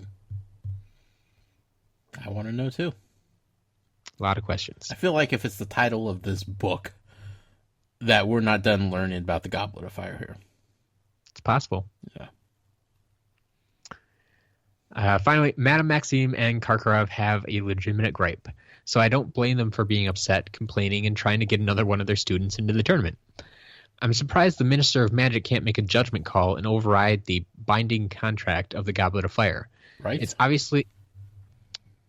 obviously not safe for Harry to partake. How could Harry's name have popped out of the goblet, and how could there be no way to rectify it? So I think this is what you were going after, Josh. Saying it's not safe for Harry to partake, I think that's questionable because, like they said, this is the first year any age restriction has been enforced. Sure. Yeah, maybe, like they said, the death toll had been growing, but prior to this, if there was no age limit, I mean, we don't know a lot about the history of the tournament right now. What's to say a 14-year-old never won it before? Right. I think it's possible. Sure. What about when like Dumbledore was in school? Did he win? Did he participate? I don't know. I mean, you would think great wizards like that would have possibly been able to do it, and if he wasn't 17 at the time, I mean, it's I don't think it's not. I wouldn't say it's obviously not safe for Harry to partake. Sure. I think it is less safe for the majority of 14-year-olds to participate. But I think it would be obvious to say that Harry is not your average 14-year-old. Right. We don't see other 14-year-olds rolling around with the Patronus charm in their back pocket. Yeah. So I think he's a little bit better equipped than other 14-year-olds. Yeah. But, yeah. But yeah, I think we kind of covered it in the episode then about the Minister of Magic trying to change things and stuff like that. The magically binding contract is the key term there, and there's not a lot you can do with that. We don't understand it, but maybe we will later. One thing you said that is that email done? Yeah. Okay. I was meaning to bring it up during the episode, and I completely forgot, so I want to do it now before I forget again. It's very curious how we now have 4 competitors in this Triwizard tournament, and they are kind of all 4 of them representing the 4 houses of Hogwarts at the same time. Obviously, Cedric and Harry with Gryffindor and Hufflepuff, but then with Victor Crumb kind of hanging out with the Slytherin, like he's sort of like representing the Slytherin house of Hogwarts. And then the Beauxbaton girl, who I can't remember her name now, and it might take a while. LaFleur. She's kind of associated herself, her and the rest of them, with Ravenclaw. We kind of have all 4 houses represented in this tournament now. And I don't know if that is deliberate, if it's just, if there's something more to it, or fun coincidence. I've never thought about it in those terms at this point. But there's no doubt in my mind that J.K. did that intentionally. Yeah. Yeah. Yeah. But for what reason? That remains to be seen. That it does, man. That it does. So our next email then comes from Lauren. Hi, Lauren. She says, "Hey, Josh and Matt. First, I would like to clarify something that has come up more recently several times. Hermione's age. For the longest time, I too went by the idea that Hermione and Ron were the same age as Harry. But in book 3, Hermione buys Crookshanks as an early birthday present from her parents and states that her birthday is actually in September. This means that she's almost a full year older than Harry, and so she's currently 15. Oh. Which her logic is sound, and I can confirm that everything she said is true, and Hermione is, in fact, almost an entire year older than Harry for sure. Yeah, because if her birthday happened after the school year started, like that, there's that whole weird. Because you get your letter when you're 11, right? You have to be 11. There's no early admission, right? So yeah, if she didn't turn 11 until September, she'd have to wait until the next year when Ron and Harry would also then be 11. And we all know those kids that were the old kids in our classes in elementary school. They're just like, what? You're 9? Everybody else is 8. You know? Like, just look up to them. I had 2 friends I went to high school with. One of them was actually a year and 3 days older than someone else in the same class. Oh, wow. Okay. Yeah. It was, like, no one, like, skipped a grade or anything. Right. One of them just got started well before the other one. Yeah. It's like, it's weird. Yep. But at those ages, like, that 1 year is a giant difference. Oh, yeah. In maturity and growth and knowledge base and everything. So, Yeah. So you can keep that in mind, that Hermione is actually older. Yeah. Yes. Anyway, on to this week's reading. The timeline of these chapters certainly slows down the book. So, Josh, who put Harry's name in? I think we covered that, Matt. I think we did. Okay. And you were right about Harry and Cedric competing in the tournament. Bet you didn't think both of them would compete, though. Or did you? I don't know. I had a feeling. I didn't know how, but I kind of felt like they were both going to. Also, I think it's interesting that in a room full of adults who have there's a room full of adults who have no solution for this issue. Yeah. Well, it's hard to have a solution for a problem that has never existed before. Yep. Like there's no precedent for it. Yep. Finally, I remember when I was first reading these chapters at the age of 13, and I was thinking, what is Ron's problem? To this day, reading's Ron reaction to Harry being champion still hurts. Josh, what do you think Hermione's reaction will be? I'm not sure yet. I don't know. Yeah, we haven't quite gotten there yet. She's such a wild card. She's so hard to predict. Just when I think I know what she's thinking and feeling, she goes the complete opposite direction. Sure. Yeah, I don't know. She's so tough. Something to think about. Yeah. So thanks again for the great podcast. Oh, thank you. And on to our next email from our giveaway winner this week, Atari Alex. Hi, Alex. So, of course, he starts challenging me once again, and now this time, instead of just a phrase, he gives me like a full paragraph in French. You asked for this, Matt. Yep. I'm not even going to try to read it in French.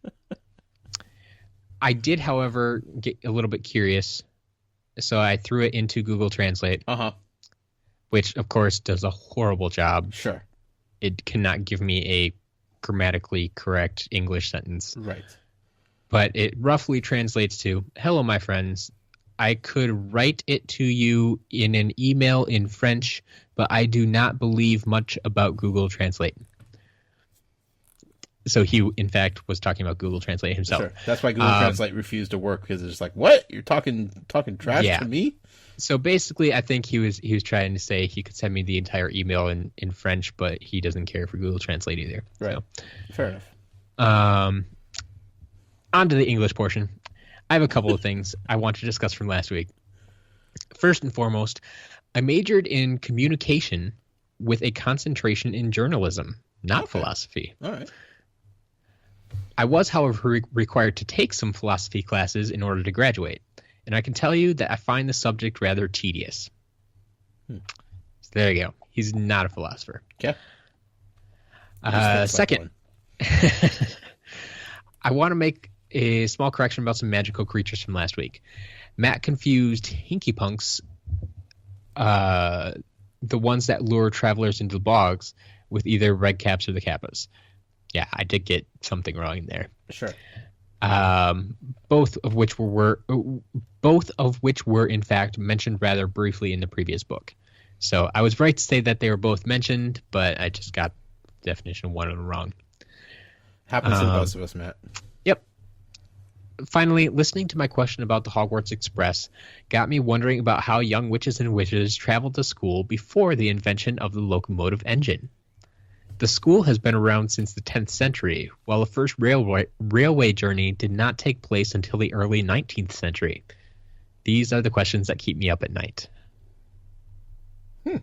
That's what he's thinking about? That's what he's thinking about. Alex. He does have a little bit about this week, but the fact that that's the bulk of his email is interesting. Yeah. Sure. But yeah, I hadn't thought about that either. But like I said, I'm sure they can change their method of transportation over the years, just like Muggles did. Sure, why not? Or let's just throw this one out there. Okay. Who's to say the wizards didn't invent the train, and it wasn't until the 19th century when they shared it with the Muggles?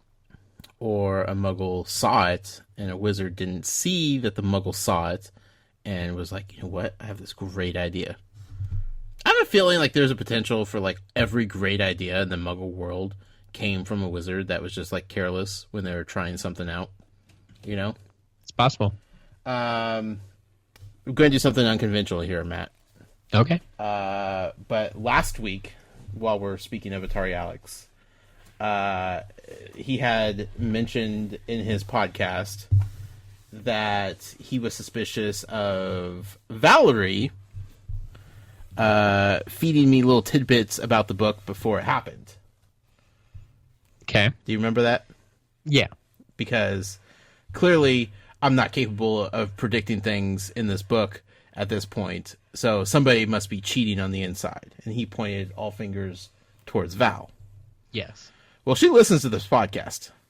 Okay. She was none too pleased about Alex's words of inflammatory accusations.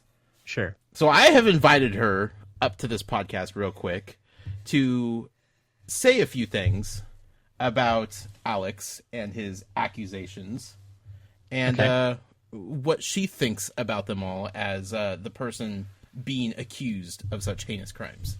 All right. I don't think it's fair that I'm being accused of colluding. I feel like you have drawn your own conclusions about this book series and the storyline based on tidbits that you've probably acquired over the years, because it's not like you've been sitting around with people that aren't fans of the story. And so for me to be accused of feeding you information, I am neutral face every time you ask me a question, or if we're reading something or watching something from previous movies and you ask a question, I just say, I don't know. I just pretend and I have neutral face. I'm not a very good liar, but it's clear that I'm not going to give any information. And it's not like you tickle it out of me. It's not because I would murder you. I am not feeding you any. You are coming up with your own. You're inferring your own scenarios without my help, just based on what you know. Plus, you've caught on. That's not the word. You've caught on. I'm getting passionate. You've caught on to how J.K. writes. And so, tonight, with the chapters that we were reading tonight, you knew that Harry's name was going to be called from the goblet before I actually got to that part. You, had this, I don't know, feeling or assumption just based on what you know so far and about how J.K. tells a story. Yeah. And so it's not fair for people to say that I'm feeding you information. Yes, at Christmas time I gave you trinkets, or Santa gave you trinkets that hinted at stuff that was going to happen in the future, books, movies, but you didn't have any idea what that was, and I gave no hints. You basically got this stuff, and you were just like, I have things that I don't even know what they are, and like, yay, Merry Christmas to me. You know what I mean? So it's not fair for people to assume that I'm telling you how the story is going when it's been out for over 10 years, almost 50. Well, no, is it 15 years? It's been out for such a long time, and in the 4 years that we've been together, I've been trying to get you to be a part of Harry Potter's world. So I have watched movies in front of you, but you have never paid attention. No. You've never sat around and understood or asked questions, and just seeing this stuff in our life. You know what I mean? Not like I am so obsessed that I have so many things. Like, it didn't become like a real thing in our life until you started this podcast. So how dare you, Alex? How dare you accuse me of colluding with sort of the enemy? Also, you threaten anytime you think I'm digging too far into something, you threaten to tell Matt. I do. I texted him when you were looking at pictures for your background because there are so many things that hint at so many things. Yeah. So even when you do a search for images on your background for your computer wallpaper, you're going to find things that may give you hints or clues. And the thing is that you're a fairly smart person, so you're able to put together, your 2 and 2 skills are fairly quick. You know, you're able to put together, based on just images, assumptions that are somewhat accurate sometimes, or at least headed in the right direction. And it can be kind of shocking as an audience member, and I can understand why people would be like, okay, he has to know, like, something has to be happening. But here we are this is the 4th book. We've watched 3 movies plus a movie that's part of the franchise but not like part of this storyline. The best. I mean, so that's not even fair. You're not allowed to say that, and here's why.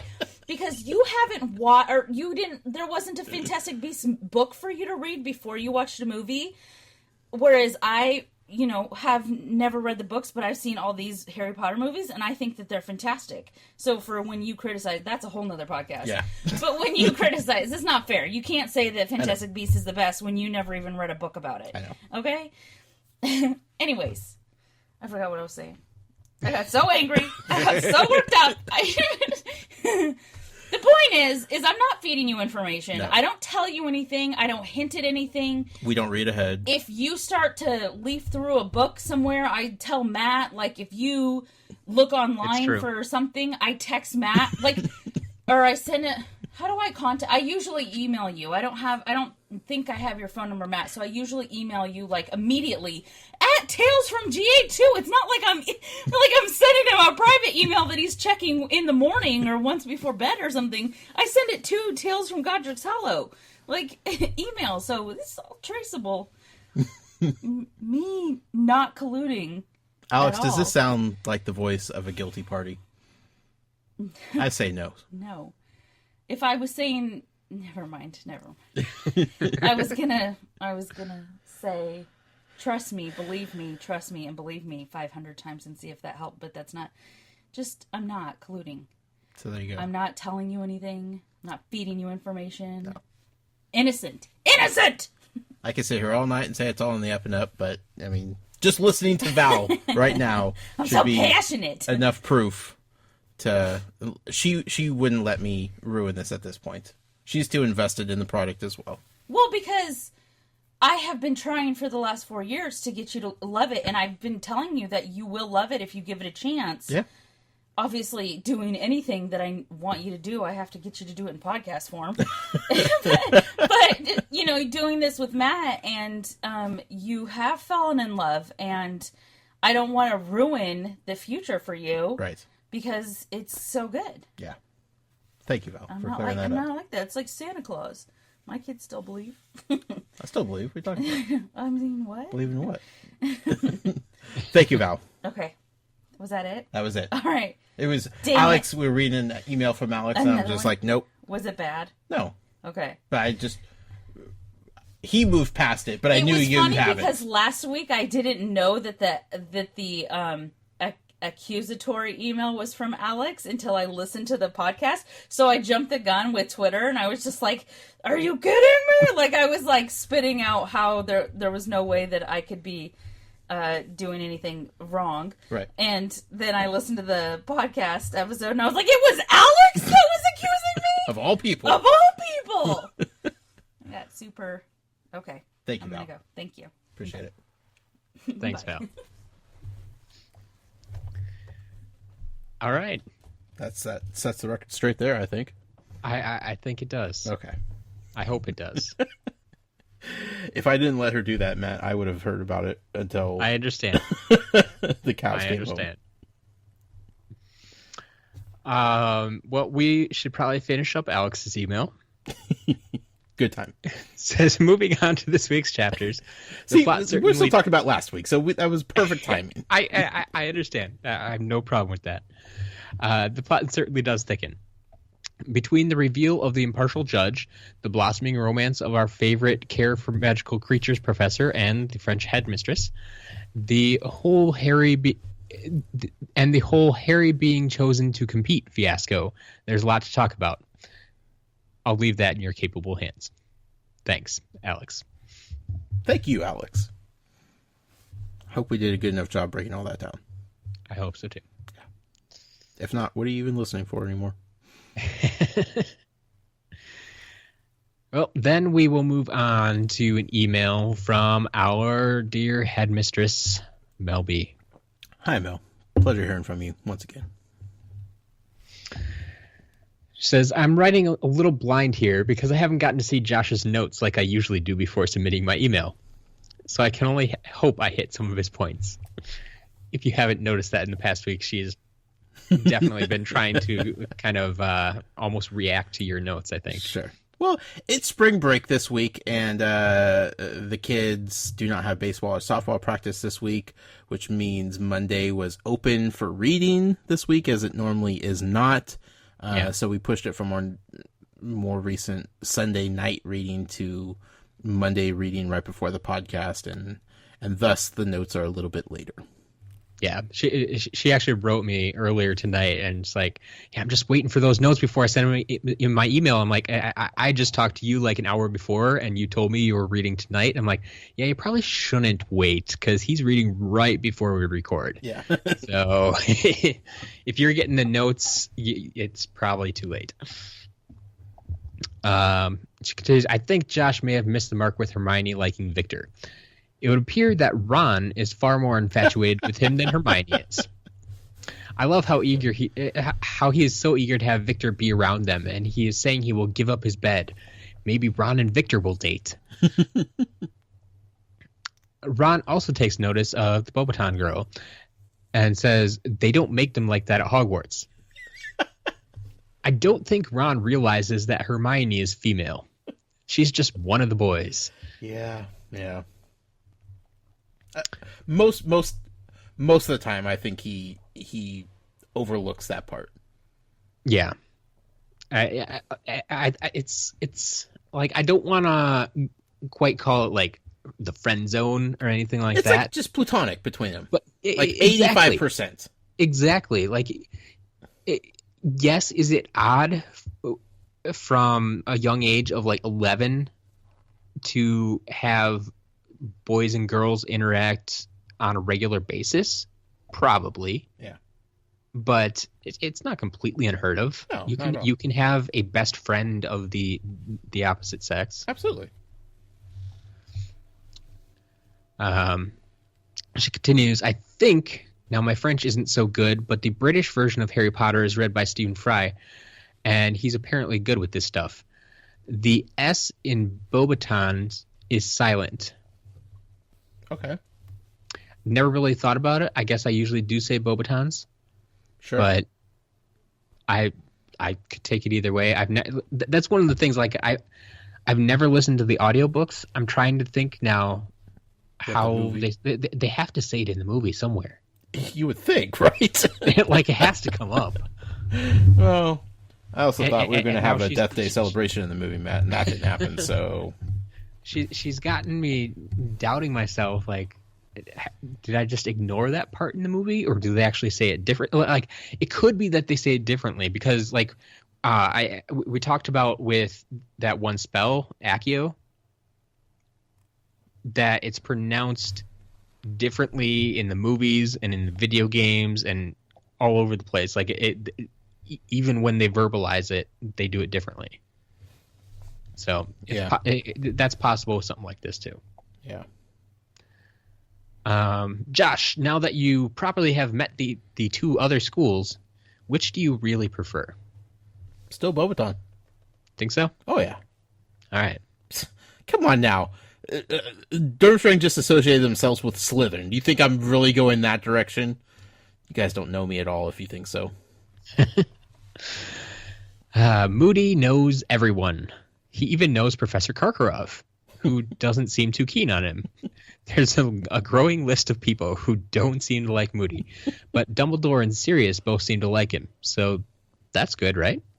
Again, I don't know if it's a like, if it's just a respect thing. Yeah. Just think he's good to have around, but still don't necessarily like him. Right. Yeah. Dumbledore is, of course, ahead of people trying to slip their names into the goblet. His age line is not easily fooled, as the Weasley twins kindly demonstrate. The twins' growing beards is one of my favorite scenes in this book. Dumbledore is so good-natured about them trying to flaunt the rules. He just sends them off to Madame Pomfrey with a few quips. I always root for the twins in this scene, even though it's clear, even on your first read-through, that they won't manage this. Do they have a barber in-house at Hogwarts? Or do they just, like, magically cut their own hair? Like, how does this work?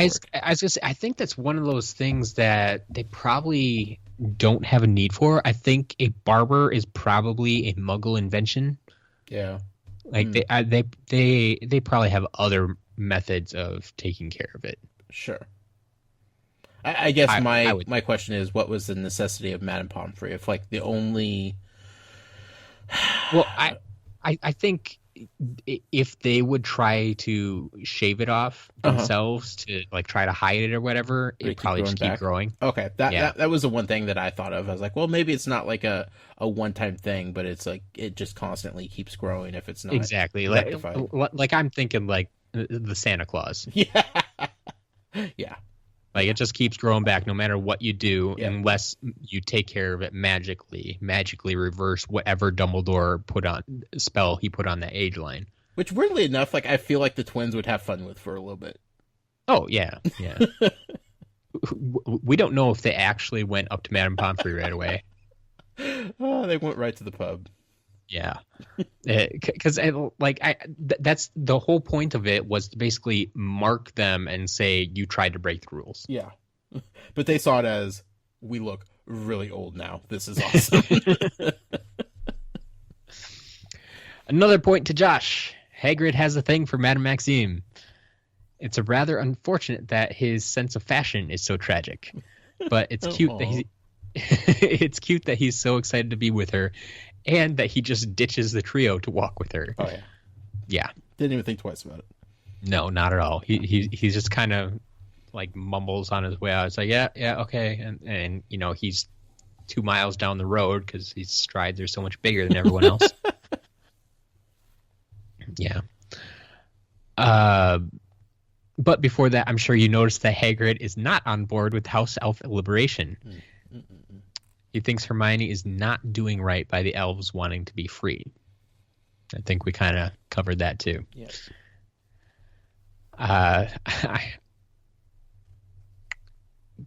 Can we just point out that Harry just stole Hufflepuff's thunder?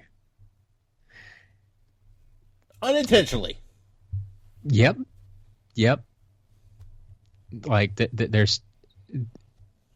It's so well deserved, but then Harry Potter comes in to become the fourth champion. Yeah. Way to ruin it, Harry. Right.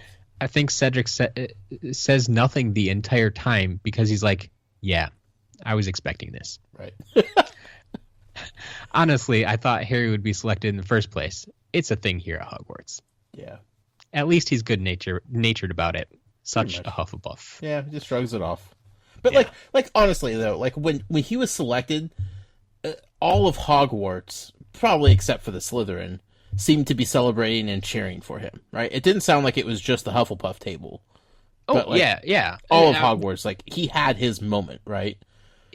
Exactly. When Harry was selected, though, like it was like you could hear crickets in there. So like Harry didn't have the same kind of moment that Cedric did until he got down to the Gryffindor common room, and then he had his own little private area with his house. But like Cedric had the moment. Yes. He was going to have, or whoever was selected was going to have the full support of Hogwarts. Yeah. Their students.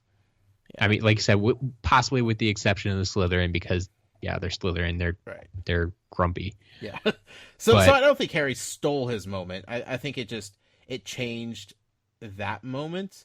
But like Cedric had his moment still. It's not like Harry went up there, was selected, and then everybody cheered louder and more ferociously than they did for Cedric. It was a completely different atmosphere at that point. Exactly. I mean, we saw, especially coming from Ron, I'm sure there were others who were in the same mindset that just kind of got angry. Yeah. It's like, he's not 17. Right. That's not fair. Yeah. He can't do that. Why couldn't I do that? The famous Harry Potter getting extra perks like always. Special treatment again. Mm-hmm. Yeah. Ludo Bagman is way too excited about this. Maybe he's just excitable. I mean, this is irregular, or could it be something else? I think he's just excitable. He's probably thrown back a few at this point also, so... Yeah, I think this is kind of what we've seen from Bagman at this point. He's the anti-Crouch. Yeah, definitely. Crouch is neat and proper and orderly, and Bagman is everything he's not. Yeah. I love McGonagall. She won't let Dumbledore take any of the blame for what happened. Dumbledore's age line was perfect, and we all know it. I'm glad the professors, less Snape, are supportive of Harry, and they trust him to tell the truth. Nevertheless, something nefarious is at work here. Wouldn't you agree? I agree. You would agree. Mm-hmm. Something nefarious is always up. It's Hogwarts. It's Harry Potter. Yeah. That's why we're here. Yeah. If it wasn't, if everything was just on the up and up, 2 books and we're done. Welcome to Hogwarts, the School of Magic. Yes. You were graduated from Hogwarts. Go about your life. Yeah. Well, we have one more email. Whoa. Yeah. You're surprising me. I wasn't expecting that, Matt. I know. I wasn't expecting it either, but this last email comes from our favorite Harry, not in the books. Hi, Harry. Says Josh and Matt, let me tell you a story titled Harry, Not Potter, and the Perpetual Sadness. So, I live in Yingling ice cream territory. It's weird around here. It's weird because around here, Yingling is better known as a beer brand than an ice cream company. Interesting. I didn't even know our grocery stores carried it. Imagine my excitement when I found a single shelf of the freezer aisle dedicated to Yingling ice cream, not beer. I frantically searched high and low, tossing aside pints of vanilla and mint chocolate chip and cinnamon churro. What is this, Disneyland? I'm intrigued. When finally I found it, the legendary butterbeer ice cream. It was only after I grabbed it and started walking to the checkout that I realized it was butter pecan, not butterbeer. Good, but not. Yeah. I couldn't find a single pint of butterbeer. I've checked 3 stores now and will continue my quest to find the holy grail of ice cream flavors. But for now, I am sad. He also sent along 2 pictures of this shelf of butter pecan and cinnamon churro ice cream, just taunting him. I wonder if they even made it to stores yet. Because, I mean, it wasn't too long ago that it was announced, so... Yeah, but it's one of those things, like, if you're going to put it on social media is instant, folks.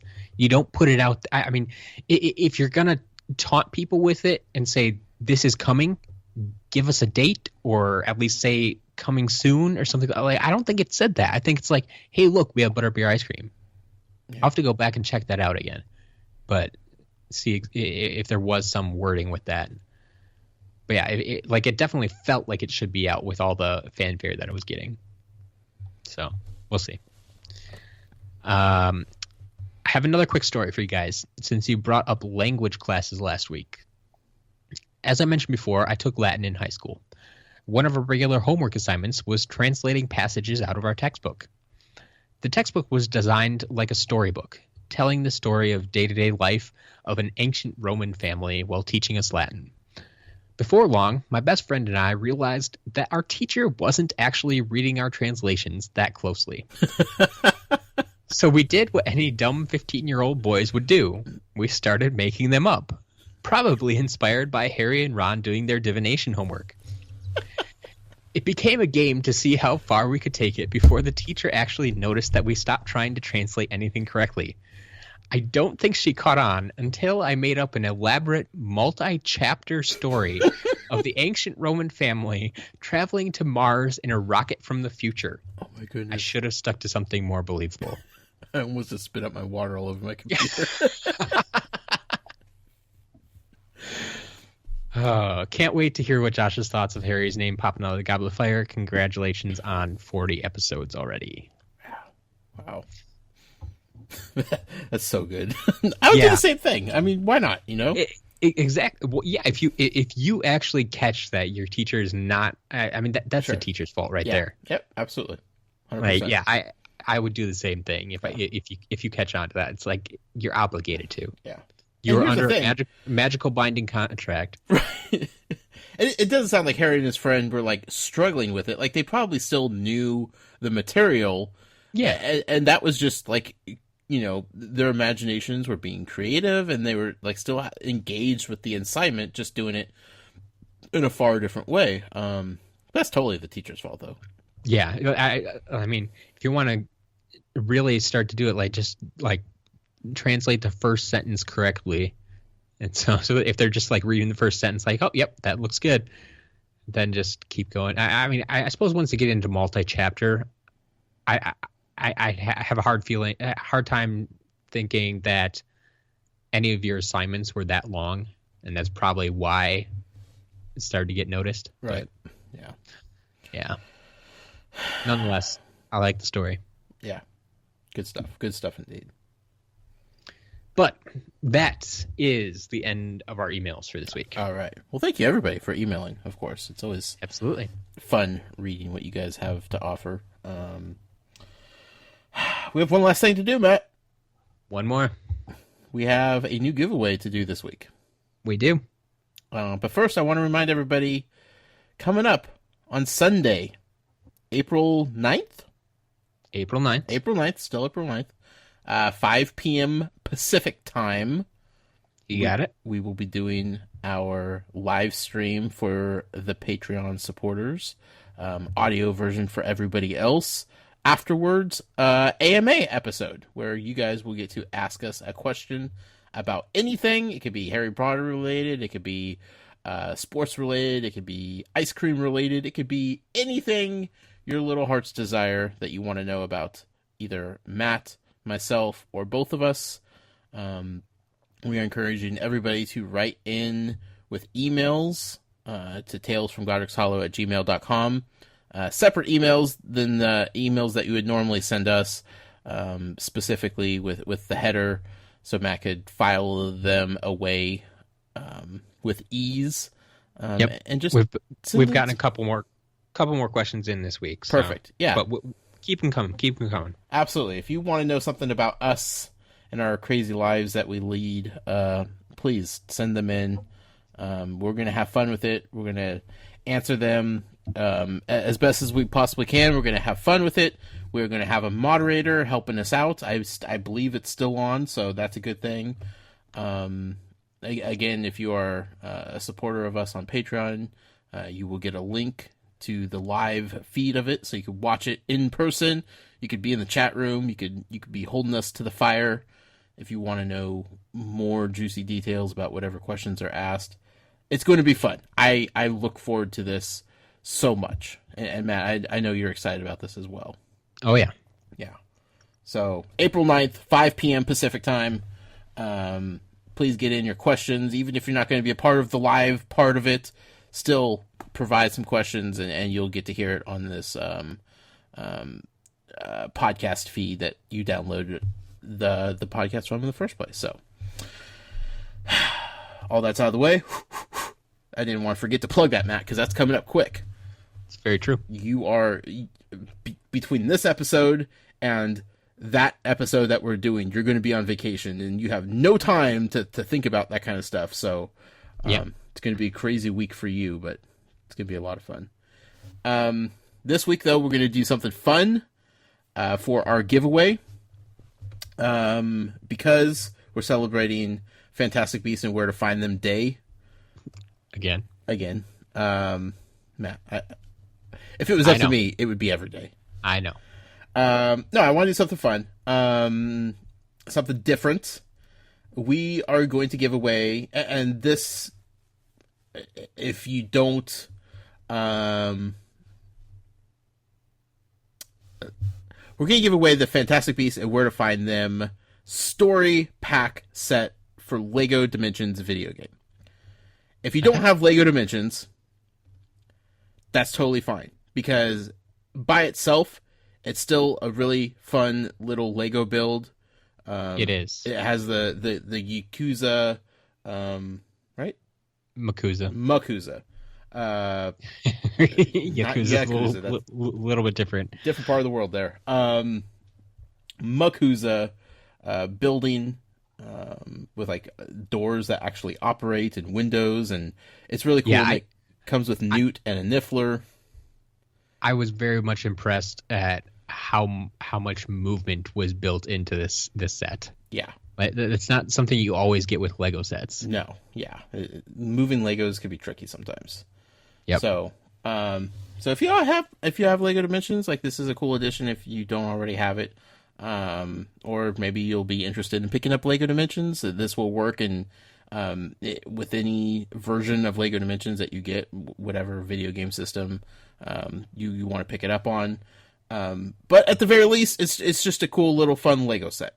Exactly. So that's the brilliance of Lego Dimensions. It can be a video game, but at its core, it's a great little Lego set. Right.